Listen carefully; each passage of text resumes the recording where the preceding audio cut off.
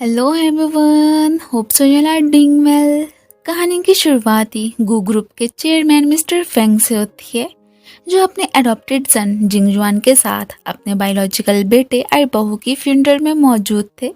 इनके बेटे की death according to journal police एक कार एक्सीडेंट में हुई थी, बट फिर भी जिंगजुआन से कह के इन्होंने पर्सनली इन्वेस्टिगेशन कंटिन्यू की होती है, जैसे कि उनका कत्ल किया गया वो एक्सीडेंट नहीं था। अपनी जगह पे ग्रैंडपा जिंगजुआन को ही आज की रात एनुअल एप्रिसिएशन सेरेमनी में जाने का बोलते हैं, क्योंकि वो उस पर बहुत ज़्यादा ट्रस्ट जो करते हैं। अब नेक्स्ट ही हमें सेरेमनी का सीन दिखाया जाता है, जहाँ पे हमारे हीरो की शानदार एंट्री होती है। जिंगजुआन की पर्सनैलिटी है ही इतनी इम्प्रेसिव, यंग एज में ही इसने बहुत ही सक्सेस हासिल कर ली हुई है। सबको लगता है कि चेयरमैन जिंगजुआन को ही गू ग्रुप का वारिस बनाएंगे। बाकी ये भी सुनने में आया था कि उनकी लॉन्ग लॉस्ट ग्रैंड डॉटर भी वापस आ चुकी है।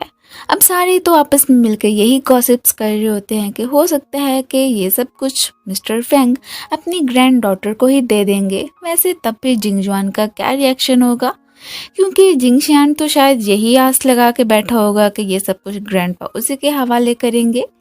जिंगजुआन की स्पीच अभी खत्म ही हुई थी कि तभी ग्रैंडपा की अपनी ग्रैंड डॉटर और हमारे ड्रामे की फीमेल लीड चाओ जैन की स्मिथ एंट्री हो जाती है। आते ही जैन जिंगजुआन को अंकल कह के ग्रीट करती है। इसी के साथ ही हमें एक महीने पहले का सीन दिखाया जाता है। चाओ जैन अपने पेरेंट्स के साथ जर्मनी ही रहती थी। इसका ड्रीम था एक वायलिनिस्ट बनना, बट आगे किस्मत क्या खेल खेलेगी उसका तो चाओ जैन को खुद भी मालूम नहीं था। हर काम में इसकी बेस्टी माओ हमेशा ही सपोर्ट किया करती है। उसे ये भी यकीन था कि आज का कंपटीशन यही विन करेगी। यान को उसके पेरेंट्स कॉल करके अपने लेट आने का बताते हैं कि गाड़ी में प्रॉब्लम हो गई है, सो शायद हम कंपटीशन में लेट ही पहुंचेंगे। यहाँ से जाते हुए हमें जिंगजुआन को भी दिखाया जाता है, जिसकी नज़र तो यैन पे पड़ी थी, बट ये उसे नोटिस नहीं करती। थोड़ी देर बाद यैन को डैड कॉल करके अपनी कंपटीशन में आने का ही बता रहे होते हैं कि गाड़ी ठीक हो गई थी, अभी रिपेयर शॉप से ही हम वापस आ रहे हैं। अचानक ही उसे एक्सीडेंट की आवाज़ सुनाई देती है। इसके पेरेंट्स की गाड़ी का टकराव किसी पोल के साथ हो गया था। ये तो अब मॉम डैड के पास यहीं से ही भागना स्टार्ट कर देती है। क्या कंपटीशन, क्या कुछ, इसे कुछ भी याद नहीं था।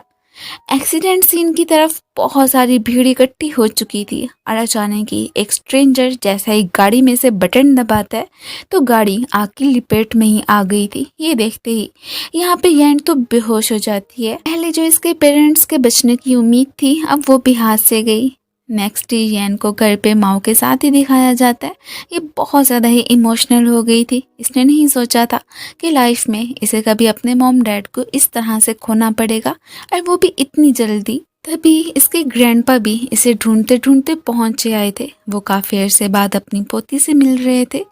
यैन ने तो फर्स्ट टाइम ही अपने ग्रैंडपा को देखा था। इसके बाद जो चीज़ें चाओ जैन के लिए डैड छोड़ के गए थे वो लेने आई होती है, तो उसमें से एक हाउस मॉडल को देख के हैरानी रह गई थी कि ये किस लिए है। फिर फील करती है कि जैसे कोई उसे फॉलो कर रहा है। पीछे मुड़ के देखने पे वो बंदा इस पे अटैक कर देता है एंड वही मॉडल चुरा के भाग गया था।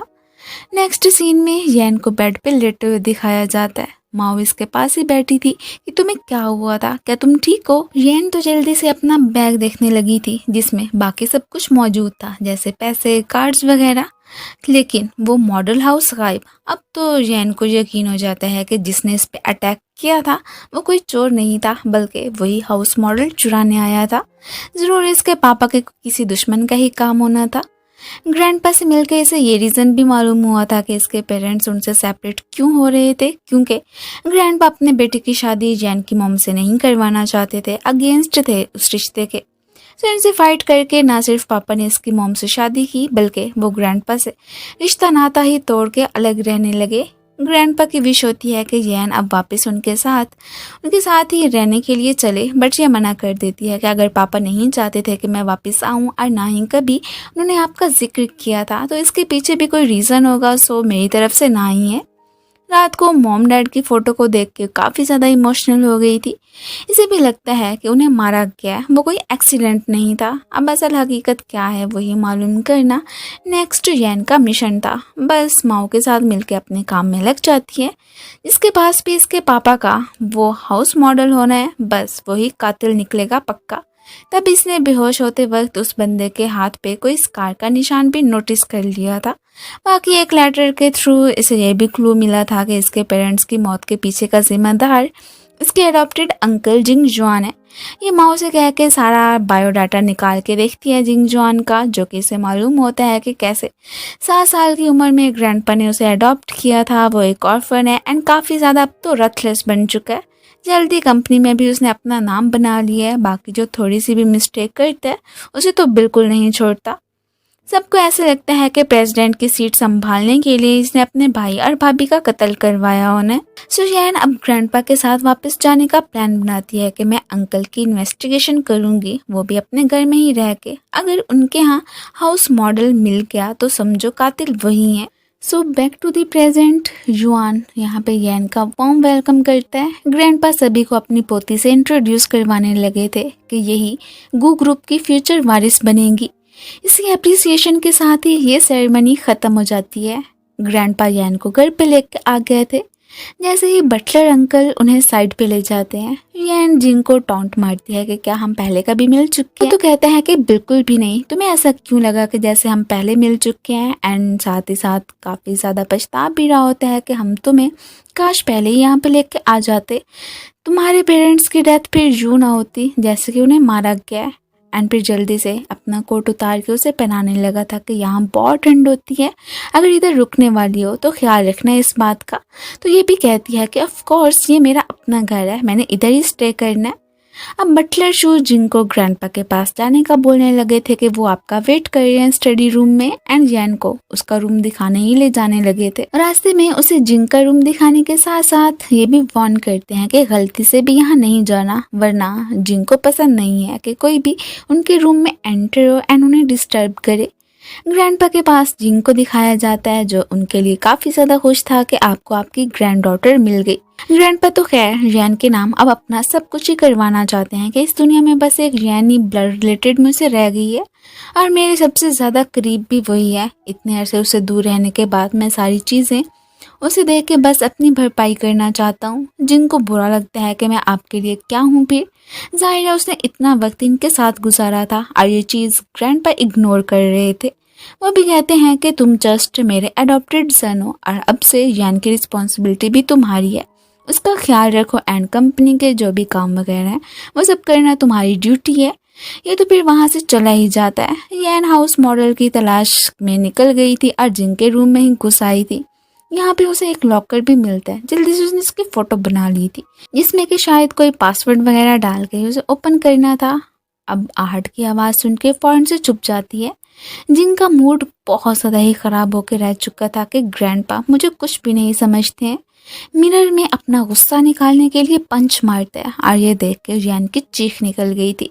अब ये फ़ौरन से उसे अपनी वार्डरोब में से बाहर निकलने को बोलता है क्योंकि इसने उसे देख ही लिया था और पूछने लगता है कि इधर क्या कर रही थी तुम। वो झूठ बोलती है कि घर बहुत बड़ा है ना, तो गलती से आ गई थी, लेकिन जिंग ने भी कोई कच्ची गोलियां नहीं खेली थी। उसे शक था कि यैन गू फैमिली में भी किसी मकसद से ही आई है। जैसे तैसे करके यैन ने बात गोलमोल कर ली थी, ये भी कि मेरा भी इस दुनिया में कोई भी नहीं रहा सिवाय आपके एंड ग्रैंडपा के। ऑब्वियसली सी बात है, मेरे पेरेंट्स की डेथ हो गई, अब मैं दुनिया में अकेली ही रह गई थी, मुझे भी तो किसी के सहारे की ज़रूरत थी। और इवन के ग्रैंडपा ने मुझे बार बार घर वापस आने को बोला था, सो इसलिए मैं यहाँ पे आ गई। आप मज़ीद शक मत करें, मेरा वैसे और भी यहाँ पे क्या ही लिंक हो सकता है। ये सब कुछ कहने के बाद बस उसके जख्म की मरहम पट्टी के बहाने से वो स्कार देखना चाहती थी कि यही पर्सन है कि नहीं। पहले तो वो इसे बैंडेज करने से मना करता है, फिर जब ये ग्रैंडपा को बताने का बोलती है तो तब जाके मानता है। और फाइनली इसे कंफर्म हो गया था कि इसके हैंड पे स्कार का वही निशान है जो कि तब बेहोश होते वक्त इसने देखा था। सो ज़रूर इसी ने ही वो मॉडल चुराया होना है। और यहीं कहीं मौजूद होगा। अब इसका शक मज़ीद बढ़ जाता है कि इसने उसी लॉकर में उसे छुपा के रखा होगा। किसी दिन मैं आके वहाँ से उसे निकाल के दिखाऊंगी एंड ग्रैंडपा को सारी सच्चाई का बता दूंगी कि ये कैसा इंसान है। वो इस पे तो ट्रस्ट बिल्कुल भी मत करें। अगले दिन कंपनी में जिंग जुआन को बहुत ही गुस्से में दिखाया जाता है। वो एक मिस्टर वांग पे, जो कि उन्होंने गलत रिपोर्ट बना के दी थी, उस पर बहुत ज़्यादा ही भड़क रहे होते हैं। एंड सेकंड, जो कि फाउंडर था इस कंपनी का, चैन, उसी की साइड लेके इसका दिमाग और ज़्यादा ख़राब कर देते। यहाँ पे तकरीबन कंपनी के ज़्यादातर लोग तो इसके खिलाफ ही होते हैं। पहले भी कंपनी में कोई जिंग को सही नहीं समझता था, सब जेलस होते हैं इससे। इवन के इसके भाई और भाभी की डेथ का जिम्मेदार भी इसे ही ठहराया होता है कि कंपनी हथियाने के लिए जिंग ने ये सब कुछ किया होगा। किसी का भी इसके साथ रवैया ठीक नहीं था। घर पे जैन अपने पापा की बर्थडे फोटोज ही देख रही थी कि उसे ख्याल आता है कि यहाँ अंकल जिंग की बर्थडे फोटोज नहीं है, क्या वो सेलिब्रेट नहीं करते। तो ग्रैंडपा रीज़न बताते हैं कि जिंग जोंग के एक ऑर्फन है, तो उसे नहीं मालूम कि वो कब पैदा हुआ था, तो तभी उसने कभी अपनी बर्थडे सेलिब्रेट की ही नहीं। इवन कि मुझे भी नहीं मालूम।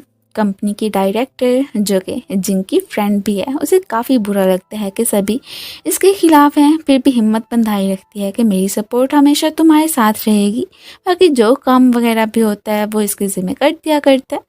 जैसे ही जिंग घर आया था, यानी ग्रैंडपा के साथ मिलकर कोई गेम खेल रही थी, वो इसे भी इनवाइट कर दिया। उसका असल मकसद था कि इसी गेम के बहाने से ये पता चला सकूं कि इसके लॉकर का पासवर्ड क्या है। बॉम्ब फूटते ही हंस देती है कि ऐसा तो पहली मर्तबा ही हुआ। बाकी मॉडल हाउस का इसने ग्रैंडपा से जिक्र कर लिया था एंड ये भी कि वो चोरी हो गया। ग्रैंडपा फिर बताते हैं कि वो मॉडल हाउस तुम्हारे पापा को उनकी मॉम ने दिया था और उसी के थ्रू ही उन्हें कंपनी के 10% शेयर्स भी मिलने थे। और वैसे भी अब सिर्फ इकलौते तुम ही बच्चे हो मेरी फैमिली में, सो सारे शेयर्स अब तुम्हें ही मिलेंगे। अब ये समझती है कि शेयर्स पाने के लिए जिंग ने वो मॉडल मुझसे चुराया होना है। जिंग बैठ लेते वक्त अपने पास्ट को ही सोचने लगा था कि जब ग्रैंडपा उसे अपने साथ घर ले जाने आए थे, वो तब बहुत खुश हुआ था कि मेरा भी कोई अपना घर होगा एंड फैमिली होगी। वॉशरूम का डोर ओपन करते ही सामने से केक लेके जैन मौजूद थी। जिंग हैरान कि ये सब किस लिए। अब बताती है कि आपकी बर्थडे है ना, मैं वो सेलिब्रेट करने आई हूँ, हम तो फैमिली हैं। जैन ने पता चला लिया था कि किस डेट को ग्रैंडपा जिंग को घर पे लेके आए थे। मिनके गू फैमिली में उन्होंने शामिल किया था। बस ये उसी दिन को इसकी बर्थडे सेलिब्रेट करने का डिसाइड करती है। उसे वाइन ऑफर करती है, तो आगे से जिंग जैन को क्लोज कर लेते हैं कि क्या तुम्हें मुझ पे सबकी तरह डाउट नहीं है क्या कि कंपनी को पाने के लिए ही तुम्हारे पापा और मम्मी को मैंने मारा है। ये कहती है कि नहीं, हम तो फैमिली है ना, और वैसे भी आप ऐसा क्यों करेंगे, इसने ड्रिंक में कुछ मिला दिया था चुपके चुपके से। जिसे पीते ही अब यहाँ पे जिंग साहब तो बेहोश हो गए थे, तो ये तो अब जल्दी से उसके लॉकर का ही पासवर्ड लगाने लगी थी, जिसका इसने किसी ना किसी तरह से पता चला लिया था। बस उसके फिंगरप्रिंट चाहिए होते हैं। और तभी वो भी उठ बैठा था। एक्चुअली में उसने वो वाइन पी ही नहीं थी, नाटक कर रहा था। अब फिर से लॉकर ओपन करके दिखाता है कि मुझे पहले ही शक था कि तुम इस गू फैमिली में ज़रूर किसी न किसी मकसद से ही आई होगी। सो अब पता चल गया कि तुम्हें भी यही शक है ना कि जैसे कि वो मॉडल मैंने चुराया था, बट ऐसी बात नहीं है। अब जैसे उसने उस लॉकर को ओपन किया था तो उसमें से सेम मॉडल हाउस ही निकला था, जो कि इसके पापा के पास भी मौजूद था। यहाँ पे तो इसका नेम भी राइट किया होता है। मीन के जो भी गो फैमिली का मेंबर होता है, हर एक को ऐसा सा हाउस मॉडल ज़रूर दिया जाता है। ये तो एकदम सरप्राइज ही रह जाती है कि मीन के इसका मॉडल जिंग ने नहीं चुराया था। ये बात तो कन्फर्म हो गई थी, बट ईजली वो उस पर ट्रस्ट नहीं करना चाहती थी कि जो सच है वो जान के रहूंगी। अगले दिन जिंग को उसकी सीट से हटा के खुद ग्रैंडपा के क्लोज बैठती है। खाने की टेबल पे भी दोनों में थोड़ी बहुत तो बहस चलती ही रहती है। बाकी काम का बहाना करके उससे लिफ्ट मांगती है। जल्दी से गाड़ी में भी घुस आई थी और ट्रैकर फिट कर देती है कि जहाँ कहीं भी जाता है मालूम तो होता ही रहेगा मुझे, और ग्रैंडपा के सामने कैसे मैं इसे एक्सपोज करती हूँ, बस देखता ही रहेगा। उसने तो खैर जल्दी ही इसे गाड़ी से बाहर भी निकाल दिया था। जो काम करने आई थी वो तो खैर इसका कंप्लीट हो ही गया होता है। इसे फिर पता चलता है कि जिंग एक क्लब क्या है। जल्दी से वेट्रेस बन के उस क्लब के रूम में जाती है जहाँ पे कि अक्सर ही जिंग बुकिंग करवाया करता है। इसने एक हिडन कैमरा ही इंस्टॉल कर दिया था। अचानक जिंग की नज़र इस पर पड़ गई थी। उसे डाउट होता है, वो उसे फॉलो करने की कोशिश करता है। ये तो एक पर्सन के पास जाके छुप गई थी, उसे हक कर लेती है। खतरा टलने पे एक्सक्यूज़ करती हुई वहाँ से भाग गई थी। खैर वो भी वहाँ से चला जाता है। जब जिंग शेयर होल्डर्स से कोऑपरेट करने की बात कर रहा होता है, ये सारी बातें ग्रैंडपा ने सुन ली थी। उन्हें जिंग पे डाउट होने लगता है कि ज़रूर ये मेरी पीठ के पीछे कोई चाल चल रहा है। मीन के बाकी सारे शेयर होल्डर्स जो कि मेरे साथ काम नहीं करना चाहते, ये उनके साथ कोऑपरेशन कर रहा है। इसका कोई मकसद तो होगा। जैन ने कंपनी ज्वाइन करने की बात ग्रैंडपा से कर दी थी कि अब आप मज़ीद इस पर ट्रस्ट मत करें, मैं हूं ना, सब कुछ संभाल लूँगी, बाकी भी इन्वेस्टिगेशन करते रहेंगे। अब तो ग्रैंडपा फ़ौरन से ही मान गए थे कि ठीक है। रात को सोते वक्त बार बार जैन को मॉम डैड की डेथ के ही सीन्स दिखाई दे रहे होते हैं, जिसकी वजह से कि उसकी आंख खुल जाती है। तभी बाहर से जिंग भी हेयर क्लिप लिए रूम में एंटर होता है कि क्या ये तुम्हारा है ना? आज मैंने, क्या तुम्हें पता है, क्लब में वैसे तुम्हारी जैसी ही लड़की को देखा था। यार ये तो मना कर देती है कि ये मेरा नहीं है। वो फिर भी मज़ीद इसके क्लोज आके ये हेयर क्लिप उसके बालों में लगा देता है एंड साथ ही साथ वार्न भी करता है कि नेक्स्ट टाइम ख्याल रखना कि पकड़ी ना जाओ और ये ट्रिक्स यूज़ करना बंद कर दो, वरना फिर मुझे ही कुछ करना पड़ेगा तुम्हें ये सब कुछ करने से रोकने के लिए। और ये कहता हुआ वो तो वहाँ से चला गया था, बट ये कहाँ बाज आने वाली थी। नेक्स्ट डे ग्रैंडपा यैन को फाइनली कंपनी लेके पहुंच आए थे। सामने से मिस्टर चन जो कि फाउंडर मेंबर हैं, इनका बहुत ही अच्छे से वेलकम करते हैं। वो अब इसे अपने ओल्ड फ्रेंड इसी चैन से इंट्रोड्यूस करवाने लगे थे। वेल यहाँ पे चैन तो यान को देख के बहुत ज़्यादा ही खुश नज़र आ रहे थे और कंपनी दिखाने के बहाने से अपने ऑफिस में ही लेके पहुंच जाते हैं। इधर ही जिंग जुआन के खिलाफ भड़काना भी स्टार्ट कर देते हैं कि मुझे लगता है कि अंकल तुम्हारे लिए ट्रबल से क्रिएट करेंगे, क्योंकि जाहिर सी बात है वो नहीं चाहेंगे कि तुम ही इस गो ग्रुप की फ्यूचर वारिस बनो।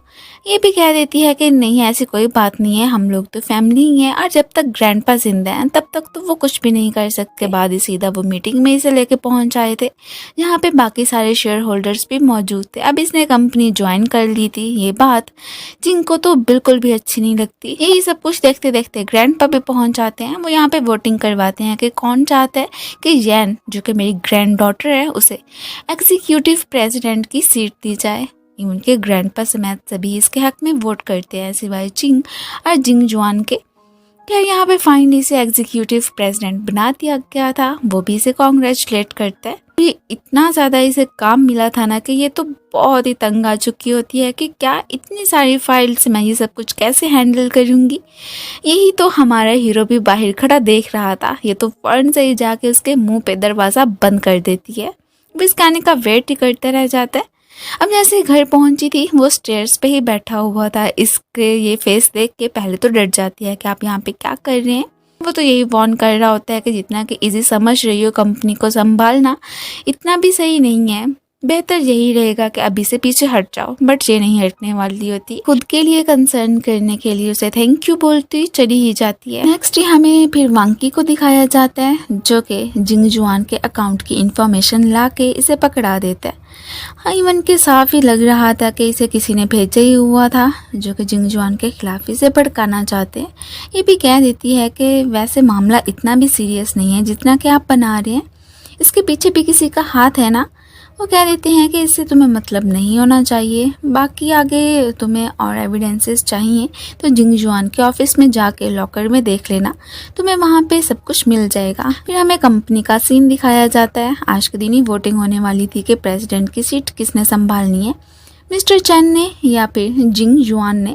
अब ग्रैंडपा को टेंशन हो रही होती है कि जैन अभी तक ऑफिस क्यों नहीं आई है, वो किधर रह गई। उसने तो एक बहाना ही बना लिया था एंड सीधा पहुंचती है जिनके ऑफिस में उसका लॉकर चेक करने लगी थी जहां पे कुछ डॉक्यूमेंट्स मिलते हैं, जिसे के पढ़ने के बाद एकदम सरप्राइज रह जाती है। इधर मिस्टर चैन को तो यकीन था कि आज के दिन वही विन करेंगे, इनके सारे वोट उनके हक में देंगे, उन्होंने खरीदे जो हुए थे। बट ऐसा कुछ नहीं होता, हमारा हीरो ही विन करता है। मिन के प्रेसिडेंट की सीट तो वही संभालेगा। ये देख के तो अब इन साहब को बहुत ज़्यादा गुस्सा आ जाता है। ग्रैंडपा को जिंग के खिलाफ ही भड़काने लग जाते हैं कि ये आपकी पीठ के पीछे कैसे बाकी सारे शेयर होल्डर से शेयर्स खरीदता फिर रहा है, आप इसे कुछ नहीं कहते हैं क्या। अब ग्रैंडपा इससे पूछते हैं कि क्या ये सच है। ये भी कह देते हैं कि हाँ बिल्कुल, और मैंने वही सारे शेयर्स खरीदे हैं जो कि मिस्टर चैन ने उन्हें बेचे थे, और वो भी कम कीमत पे। हमारी कंपनी को लॉस हो रहा था और अपनी कंपनी को ही बचाने की खातिर मैंने ये सब कुछ किया। मैंने आपको पहले इसलिए नहीं बताया कि इसकी असलियत फिर आज के दिन ही मैं आपके सामने लाऊंगा। तभी हमें फ्लैशबैक का सीन दिखाया जाता है कि जब यैन ने वो फिट किया था हिडन सीसीटीवी कैमरा, तो इसकी उस पर नज़र पड़ गई थी। इसने चुपके से ही फिर बाकी सारा काम करने के लिए चिंग को बोल दिया था और फाइनली आज इसके पास एविडेंसेस मौजूद होते हैं। और बाकी चेन ही कंपनी में एम्बेसलमेंट कर रहा था, वो इस कंपनी को लेके कभी सीरियस था ही नहीं। अब यहाँ पे तो ग्रैंडपा को सारी बात का पता चल जाता है कि इस कंपनी में सिर्फ और सिर्फ जिंग जुआन ही सिंसियर है, ना कि मिस्टर चेन। इधर ये डॉक्यूमेंट्स लेके जा रही थी तो चिंग पूछती है कि ये सब कुछ क्या है, मुझे पकड़ाओ, लेकिन ये नहीं पकड़ाती एंड उसे ही डॉज करती हुई वहाँ से भाग गई थी। सीधा ही पहुँचती है मीटिंग में। अब उसके पास जो डॉक्यूमेंट्स मौजूद थे वो सारे के सारे चैन के खिलाफ ही होते हैं। इसे इतना तो अंदाज़ा हो जाता है कि मुझे उस ऑफिस में पहुंचाने वाला भी जिंग जुआन ही है, ताकि मैं अपनी आंखों से देख सकूं कि इस कंपनी को लेके लॉयल कौन है। वो ग्रैंडपा को बता देती है कि यहाँ पे मिस्टर चैन क्या करतूत करते फिर रहे थे। इसे तो ये भी मालूम हो गया था कि अब्रॉड में जो कि जिसने लेटर लिख के इसे ये बताया था कि जिंग जुआन ने इसके पेरेंट्स का मर्डर किया है, एक्चुअली में ये किया धरा भी चैन का ही था। इसे बहुत ज़्यादा गुस्सा आता है। यहाँ पे चैन तो सारा ब्लेम वांकी पे डाल देता है, लेकिन वांकी भी कहने लगा था कि मैं इनोसेंट हूँ और उसे कुछ पैसे भी चाहिए होते हैं। वो इस बेचारी को अपने आड़ों हाथों ले लेता है। ये भी काफ़ी ज़्यादा ही घबरा गई थी। इससे ज़्यादा तो टेंशन हो रही होती है जिंग को। वो इनके पीछे दौड़ लगाता है कि प्लीज़ इसे छोड़ दो, यहाँ पे येन का क्या कसूर है। बट वो इसी की गाड़ी लेके वहाँ से जाना चाहता था। ये चुपके से मियाओ को कॉल मिलाती है, अपनी बेस्टी को, एंड अपना मोबाइल वहीं पे छोड़ के चली गई थी। जो कि बाद में जिंग उससे बात करके ये मालूम कर लेता है कि उनकी गाड़ी में इसने ट्रैकर फिट किया हुआ है, जिसे फॉलो करते करते जिंग उसी प्लेस पे ही आ गया था जहाँ पे कि वांकी ने उसे बांध के रखा होता है। एंड जल्दी से इसने उसकी जान वांकी से छुड़ा ही ली थी। इससे पहले कि वांकी येन को हर्ट करने की कोशिश करता, जिंग जुआन उसे फुल प्रोटेक्ट करता है एंड बैक उसके सर पे बॉटल मार के यहाँ पे उसने वांकी को ही ढेर कर दिया था। इसे लेता हुआ सीधा हॉस्पिटल पहुँचता है नींद बेहोशी की हालत में। ये तो अपने मॉम डैड को याद कर रही थी कि प्लीज़ उन्हें बचा लो। काफ़ी ज़्यादा इमोशनल हो जाती है। जिंग जुआन उसे हक करके तसल्ली देने लगता है। अब चूंकि ये होश में आ गई थी, इसलिए उससे पूछ रही होती है कि आपने वांकी के हाथों मुझे मरने क्यों नहीं दिया। ऐसा भी तो हो सकता था कि अगर मैं मर जाती तो सब कुछ आपके नाम हो जाता, इतनी इजीली से आपको सब मिल जाना था। जिंग तो कभी भी नहीं चाहता था कि ये हर्ट हो। वह अब उसे सारी मिसअंडरस्टैंडिंग जो भी थी क्लियर कर देता है और ये भी बताने लगा था कि जो अब्रॉड में मैंने पैसे ट्रांसफ़र किए थे, मीन के वांकी ने जो इसे इसके अकाउंट की इन्फॉर्मेशन ला के दी थी, वो भी एक्सप्लेन करने लगता है। एक्चुअली में आज से 6 माह पहले तुम्हारे पापा ने मुझे कांटेक्ट किया था। तुम्हारी मॉम काफ़ी ज़्यादा बीमार थी ना, तो उन्हें पैसों की ज़रूरत थी और मैंने हेल्प कर दी। इवन कि मैंने तो उन्हें ये भी कहा था कि वो कंपनी वापस आ जाएं और हमारी फैमिली को ज्वाइन कर लें, बट उन्होंने साफ मना कर दिया था कि एक दफ़ा जो फ़ैसला कर लिया उन्होंने बस कर लिया। और उनके घर से वापसी पे मैंने एक स्ट्रेंजर को देखा जिन्होंने कि कब से ही उन पर नज़र रखी हुई थी। वो बहुत ही सस्पिशियस था। उसे फॉलो करते करते फिर मैं उसी जगह पे भी पहुंच आया था जहाँ पे कि हमने फर्स्ट सीन में देखा था कि इनका टकराव हुआ, बट येन की नज़र उस पर नहीं पड़ी थी। खैर उसके बाद ही जैसे ही मैं वहाँ से बाहर निकला तो तभी मुझे तुम्हारी मॉम डैड के एक्सीडेंट का भी पता चला और उनकी अपनी आंखों के सामने मैंने मरते हुए देखा। और वहीं से वही वाला स्ट्रेंजर भी गुजर रहा था। ज़रूर ये सवाल किया था उसी का ही होना है, पता नहीं उसने क्यों किया। फिर बाद में जब तुम वो हाउस मॉडल लेके जा रही थी तो तुम पे अटैक करके वो चोरी करने वाला भी वही बंदा ही था। मैं तो जस्ट तुम्हें देखने के लिए आया एंड हॉस्पिटल ही पहुंचा के फिर इमरजेंसी में मुझे वापस आना पड़ गया।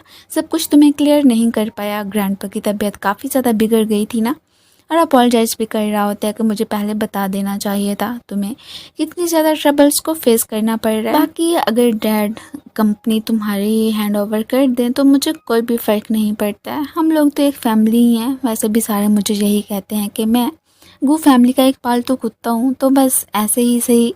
अब फिर हमें येन को अपने मम्मी पापा के ग्रेव पे बैठे हुए दिखाया जाता है। बहुत ज़्यादा इमोशनल हो गई थी एंड बार बार जिंग जुआन से अपोलोजाइज कर रही होती है कि मैंने खामखा में उस पर इल्ज़ाम लगाया, उसे ही दोषी ठहराया कि जैसे कि आपका कत्ल करने वाले वो हैं, बट ऐसा तो कुछ था ही नहीं।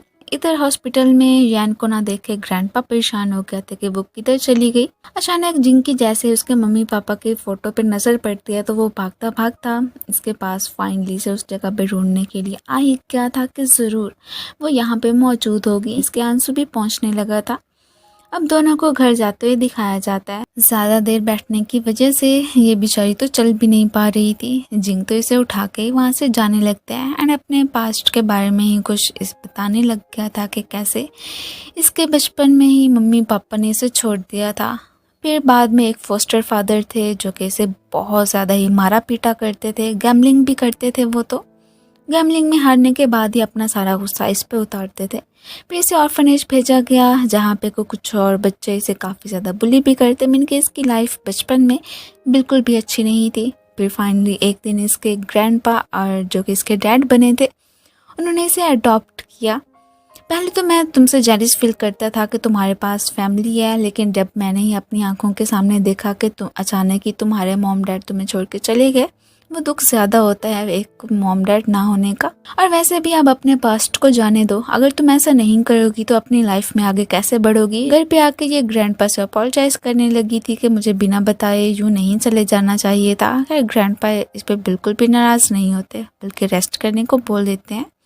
बाकी उन्होंने स्टडी रूम में बुलवा लिया था जिंग को। पूछ रहे होते हैं कि अच्छा ये तो बताओ कि चैन जी की अगर पुलिस ने इन्वेस्टिगेशन की है तो क्या पता चला, क्या उसी ने ही मेरे बेटे और मेरी बहू को मारा था, और उनका हाउस मॉडल भी क्या उसी ने चुराया। तो ये कह देता है कि बिल्कुल भी नहीं, पुलिस ने पता चला लिया है कि उसके पीछे उनका हाथ नहीं था, वो तो जस्ट कंपनी हथियाना चाहता था। और वांग की जैन को इसलिए पकड़ के लेके गया क्योंकि उसे पैसों की ज़रूरत थी, और उसके बदले में वो जो पैसे जो मांग रहा था, यार जो भी अब हमारा दुश्मन है, जिसने भी उनका कत्ल किया था, हर हाल में हम उसका पता चला के रहेंगे। अब यहाँ पे ग्रैंडपा को भी टेंशन हो रही होती है कि पता नहीं वो बंदा है तो है कौन। अब फिलहाल तो जब तक इनकी इन्वेस्टिगेशन कंप्लीट नहीं हो जाती, मीन के वो पक्का पक्का जैन का दुश्मन ही होगा, यही चाहता होगा कि जैन भी मर जाए, ज़रूर हमारी कंपनी को ही कब्जे में लेना चाहता है। तब तक तो जैन को हम अपने साथ यहीं पे रखेंगे, उसे कहीं भी आने जाने नहीं देंगे। सही ग्रैंडपा के रूम से बाहर निकला था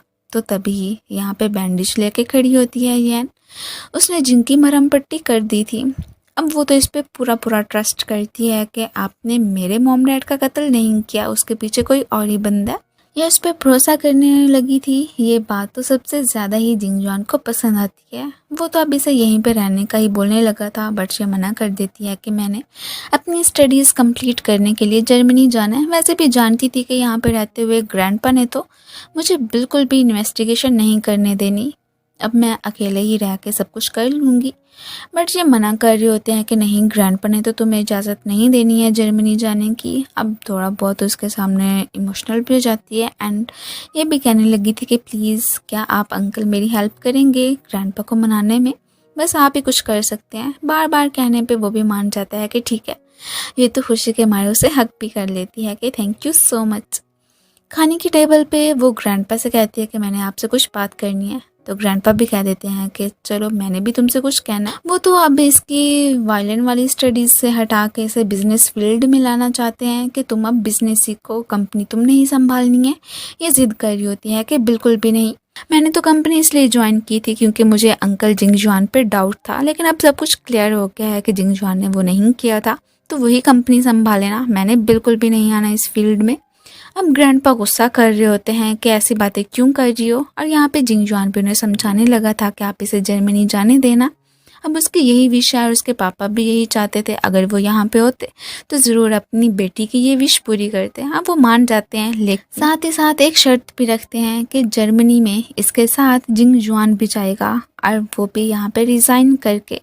देखते हैं कि ये क्या कहता है। अभी फ़िलहाल तो वो कोई जवाब नहीं देता। अब यहाँ पर ये परेशान हो जाती है कि ग्रैंडपा ये आपने कैसी शर्त रख दी, वो कंपनी को छोड़ के कैसे जा सकते हैं। ग्रैंडपा तो यही कह रहे होते हैं कि कुछ भी नहीं, वैसे आज ही सब कुछ क्लियर हो जाएगा कि वो वाकई में इस कंपनी के लिए यहाँ पे रुका हुआ है, कि वो तुम्हारे साथ रिज़ाइन करके जर्मनी जाता है कि नहीं, तुम्हारा ख्याल रखने के लिए। अभी पता चल जाता है कि उसके दिल में लालच है कि नहीं है। अब जो कि ग्रैंडपा ने कंडीशन रखी थी, इस बात का जिक्र जिंग ने चिंग से कर दिया होता है। वो इसकी मेट ही होते हैं एक तरह से, ऑर्फनेज में दोनों साथ थे।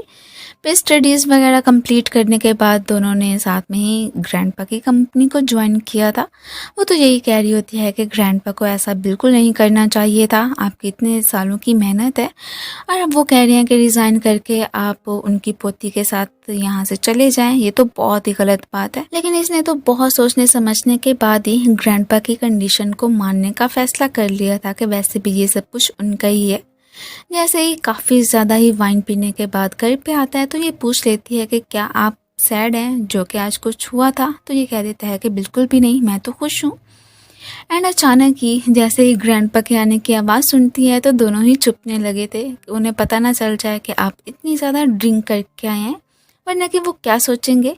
और इसी बीच काफ़ी ज़्यादा क्लोज भी आ जाते हैं। मैंने इनकी आवाज़ें सुनी तो थी, बट बाहर आके देखने पे मालूम होता है कि कोई भी नहीं है, ये दोनों चुप गए थे। इसलिए फिर वहाँ से चले जाते हैं कि शायद मैंने कोई ख्वाब देखा होगा। और इधर एक दूसरे के क्लोज आने पे इनकी हार्ट बीट तो बहुत ही फास्ट हो गई थी। ग्रैंडपा के जाने के बाद ये दोनों तो फौरन से ही उठ खड़े हुए थे। इवन कि उनकी नज़रों से बचते बचाते वॉक करने के लिए भी बाहर आ जाते हैं। ये उसे बातों ही बातों में ये बताने लगी थी कि कैसे अक्सर ये अपने पेरेंट्स के साथ मैं बाहर घूमने जाया करती थी एंड मून को भी देखती थी रात के वक्त। और इनसे प्रॉमिस भी लेती है कि क्या आप फ्यूचर में मेरे साथ ऐसे ही टाइम स्पेंड करेंगे। तो वो कह देता है कि फ्यूचर में क्यों, बल्कि मैंने तो तुम्हारे साथ जर्मनी जाने का ही प्लान बना लिया है। ग्रैंडपा की कंडीशन मान के ये कह देती है कि आपको ऐसा करने की जरूरत नहीं है। अब जाहिर सी बात है यान को तो यही लग रहा था कि अंकल मेरी वजह से ही जा रहे हैं। वो तो इन्हें मोटिवेट करने की भी कोशिश करती है कि अगर आप यहाँ पे रह के कंपनी नहीं संभालेंगे, इवन के पैसे नहीं बनाएंगे, तो फ्यूचर में फिर मेरा ख्याल कौन रखेगा। इसकी ये बातें सुन के तो वो स्माइल कर देता है कि तुम्हें इन सब की चिंता करने की ज़रूरत नहीं है, और वैसे भी मैं इतना काम कर चुका हूँ, अब मुझे भी तो वैकेशंस की ज़रूरत है ही सही। अगले दिन जिंग यान को लेके उस जगह पे आता है जहाँ पे कि इसका बचपन गुजरा था एंड बाद में ग्रैंडपा इसे अडॉप्ट करके ले गए। अब अपना ड्रीम उसके सामने ही शेयर कर रहा था कि मैं चाहता हूँ कि ये जो ज़मीन अब हुकूमत ले चुकी है, यार फिलहाल तो इसकी बिडिंग जारी है, जिसमें कि 2 कंपनीज ने ही पार्टिसिपेट किया हुआ था। एक तो जिंग की कंपनी थी एंड दूसरी थी मिस्टर चिन की, जो कि इनका कंपटीटर ही होता है। इसे यकीन था कि हम ज़रूर विन करेंगे एंड इसने फ्रेंडली ही बच्चों के लिए इन्वायरमेंट बनाने का फुल प्लान बना के रखा होता है कि जिन चीज़ों की हमें कमी हुआ करती थी हम अपने नेक्स्ट बच्चों को ऐसी बिल्कुल भी नहीं होने देंगे। ये तो उसे फुल सपोर्ट करती है एंड ये भी कहती है कि क्यों ना हम फिर उस कम्युनिटी में एक म्यूज़िक सेंटर भी बनाएंगे। ये कह देता है कि हाँ बिल्कुल, एंड उसकी ऑनर कोई और नहीं बल्कि आप ही होगी। ये सुन के तो ये भी स्माइल करने लगी थी कि क्या आप मुझे फ्यूचर में काम करने के लिए बोल रहे हैं। तो वो कह देता है कि बिल्कुल भी नहीं, बल्कि आप तो बॉस होगी ना। अभी दोनों इसी हवाले से डिस्कस कर ही रहे होते हैं कि अचानक इसे असिस्टेंट लिंडजी की कॉल आ जाती है। बहुत बड़ी गड़बड़ी हो चुकी थी।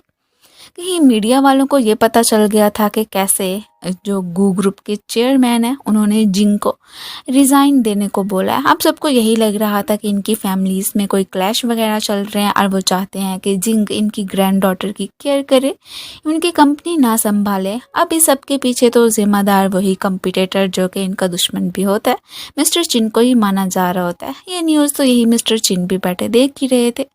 और तभी हमें इनके बेटे को दिखाया जाता है, जीजू।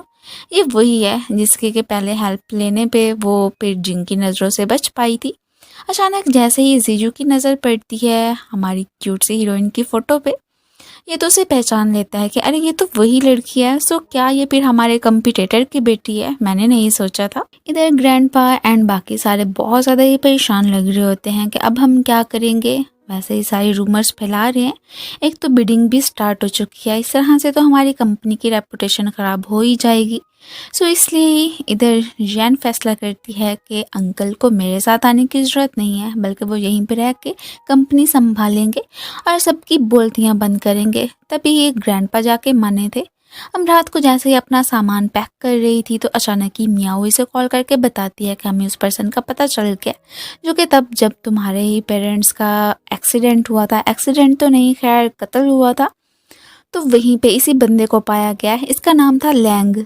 ये उसकी फ़ोटो को देख लेती है। अब इसने फैसला कर लिया था कि अब मैं बस इसे ही ढूंढ के रहूँगी। अचानक इसकी नज़र पड़ी थी कि जो वो स्मोक वगैरह कर रहा था वैसी सी ही डिबिया इसने देखी थी जब वांकी ने इसे किडनैप किया था। सो ज़रूर वांकी के साथ इसका कोई लिंक हो सकता है। जिंग तो फाइनली कंपनी वापस आ गया था और सभी को ही अपने खिलाफ गॉसिप्स करने से मना करता है। इधर ग्रैंडपा इसे गुड बाय बोल रहे होते हैं, साथ ही साथ आंटी भी जो कि इनके लिए खाना वगैरह बनाया करती हैं। ये अब यही वेट कर रहा होता है कि शायद इस वक्त तो यैन चली ही गई होगी यहाँ से। लिंसी आके इसे एक इनविटेशन कार्ड थमाता है जो कि ऑलमोस्ट 1 महीना पहले का आया चुका था, एंड ये भी कह रहा होता है कि वहाँ पे तो आपके वो कम्पिटिटर भी आने वाले हैं, सो क्या आप जाएंगे कि नहीं। ये तो कह देता है कि मैं तो उस पार्टी में जाने के लिए तैयार हूँ। और फिर हमें दिखाया जाता है उसी चैरिटी में तो मिस्टर चिन की भी एंट्री हो चुकी। यहाँ पे तो सारे रिपोर्टर्स मिस्टर चिन से यही क्वेश्चन कर रहे होते हैं कि ये जो जिंग के खिलाफ रूमर्स फैले हैं, जैसे कि वो रिजाइन करके आए कंपनी से, कि इसके पीछे आपका हाथ है। तभी जिंग की भी एंट्री हो चुकी थी। अब मीडिया का रुख उसी की तरफ हो जाता है। एक्चुअली में ये कंट्री छोड़ के तो फिलहाल गई ही नहीं है जैन।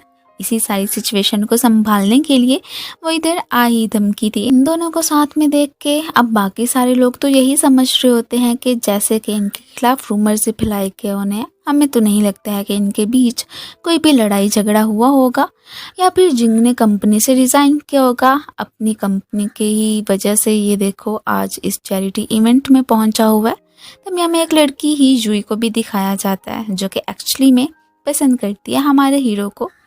अब जैसे ही देखती है कि कैसे ये तो इधर जैन के साथ घूम रहा है, इसे तो बहुत ही जेलिसी होने लगी थी। ये जैन के ऊपर ड्रिंक फेंकने के लिए आती तो है, बट उसने खुद को बचा लिया था। इसका जो कि मिशन था इसकी अटेंशन पाना, फाइनली उसमें कामयाब हो ही चुकी थी। खैर फिलहाल तो इन दोनों को साथ में देख के जैन एक्सक्यूज करती हुई चली ही जाती है। अब तभी ऊपर से वानचिंग आके इसे इन दोनों लड़कियों के चुंगल में से बाहर निकाल के साइड पे ही लेके चली गई थी। इधर यैन जिंग के आने का ही वेट कर रही थी, तो तभी जीजू आ जाता है। उसे देख के तो ये पहचाने जाती है कि ये तो वही लड़का है जिसने कि तब इसकी हेल्प की थी। वैसे वो उसे इंट्रोड्यूस करवाने लगा था और अचानक ही इसके पापा भी आ जाते हैं जो कि मिस्टर चिन है। उसे देख के अब इसे इतनी तो समझ आ गई थी कि ये तो हमारे कंपटीटर का बेटा है और मुझे इससे दूर रहना चाहिए। ये उससे फ्रेंडशिप करना चाहता है, बट ये उसका कोई भी आगे से बात का जवाब ही नहीं दे रही थी, उसे फुल इग्नोर कर रही होती है।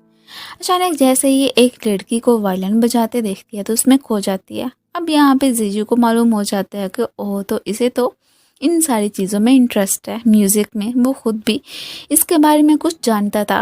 अभी इसी हवाले से ही बात कर रहे होते हैं कि अचानक ही जिंग की भी नज़र पड़ गई थी। वो इसका हाथ पकड़ता हुआ साइड पे लेके आ जाता है कि क्या तुम्हें पता भी है कि जीजू हमारे कंपटीटर का बेटा है, इसलिए उससे दूर रहना, वरना के यहाँ पे मीडिया मौजूद है तो वो क्या बातें बनाएगा। और इन दोनों को साथ में देख देख के हीजू की तो जली पड़ी होती है। वो फौरन से ही फिर एक बहाने से अपनी फ्रेंड को भेज देती है जो कि यही कह रही थी कि हमने सुना है कि मिसिस यैन को भी म्यूज़िक में इंटरेस्ट है, सो इस चैरिटी में कुछ पेश करेंगी कि नहीं। ये तो फौरन से ही मान गई थी वायलिन बजाने के लिए, और इसके साथ पियानो बजाने में तो हमारा हीरो भी आगे आगे होता है। इनकी परफॉर्मेंस तो बहुत ही अच्छी थी और इनको साथ में देख के सबको यकीन हो जाता है कि खामखा में इनके खिलाफ रूमर्स फैलाए गए थे, वरना कि ये फैमिली तो एक साथ में बहुत ही खुश रहती है। और ग्रैंडपा भी ये न्यूज़ देख के काफ़ी ज़्यादा ही हैप्पी लग रहे होते हैं कि इन दोनों ने तो मेरी मुश्किल आसान ही कर दी।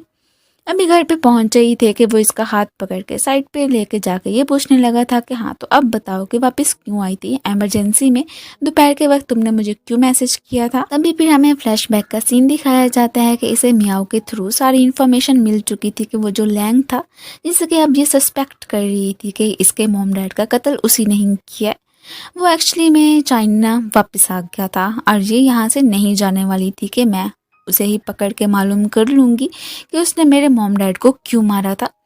अब यहाँ से बात है, ग्रैंडपा को तो यही लग रहा था कि इसने प्लान बना के रखा हुआ है कि ये जर्मनी जा रही है, सो उनके सामने ये तो नहीं बोल सकती थी कि अब मैंने अपना प्लान कैंसिल कर दिया, वरना कि वो रीज़न पूछेंगे। इसलिए इसने अंकल को ही मैसेज कर दिया था कि क्या आप मुझे पिक करने के लिए आ सकते हैं, और ग्रैंडपा को ज़रा भी शक ना हो।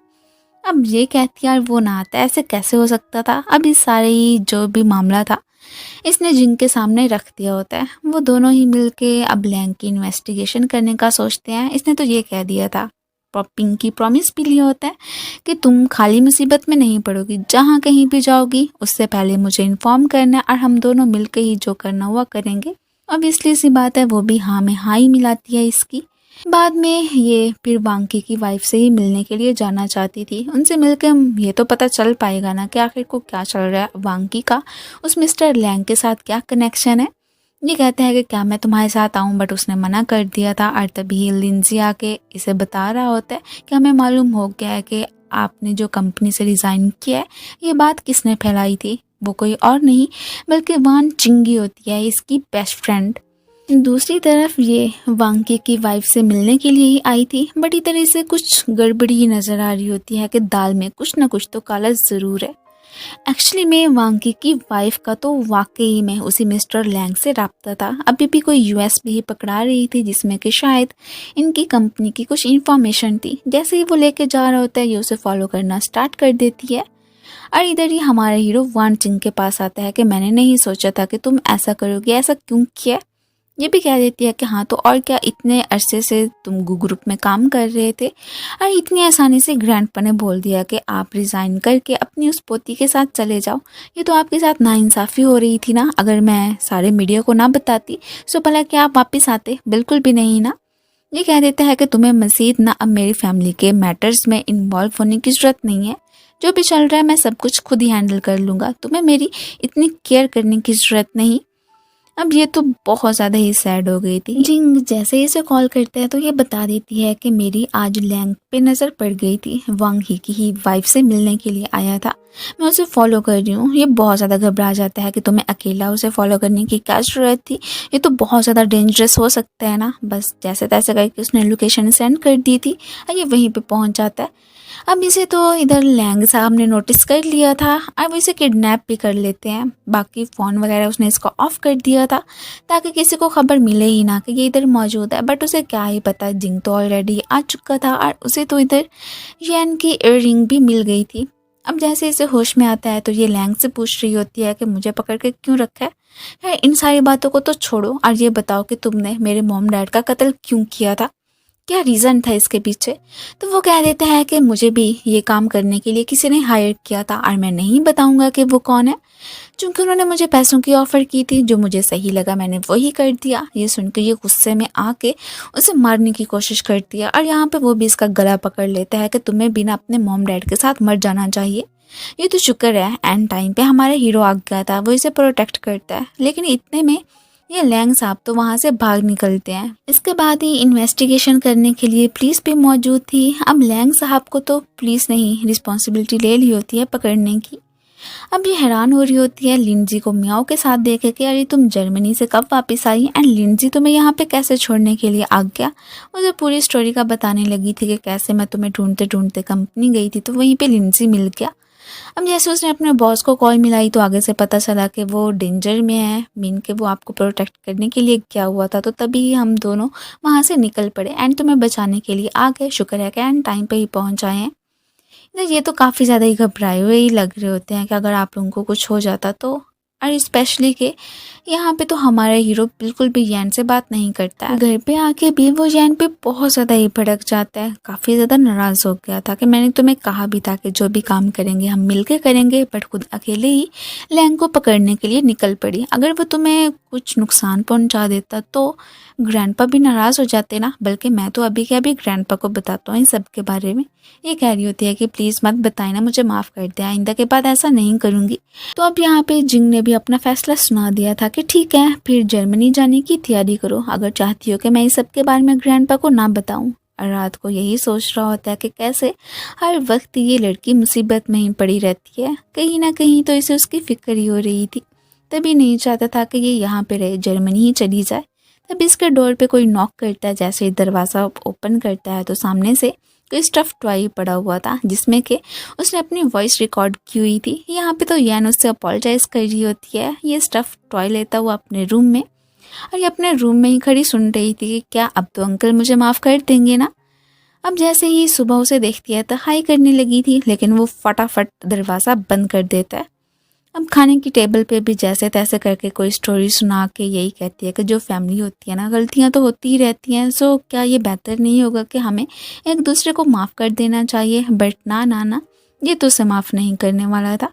बाद में गाड़ी के बाहर आ जाती है, उसके साथ जाना चाहती थी बट वो तो ज़ोर से ही दरवाज़ों को लॉक कर देते हैं कि बिल्कुल भी इसे अंदर नहीं आने देता।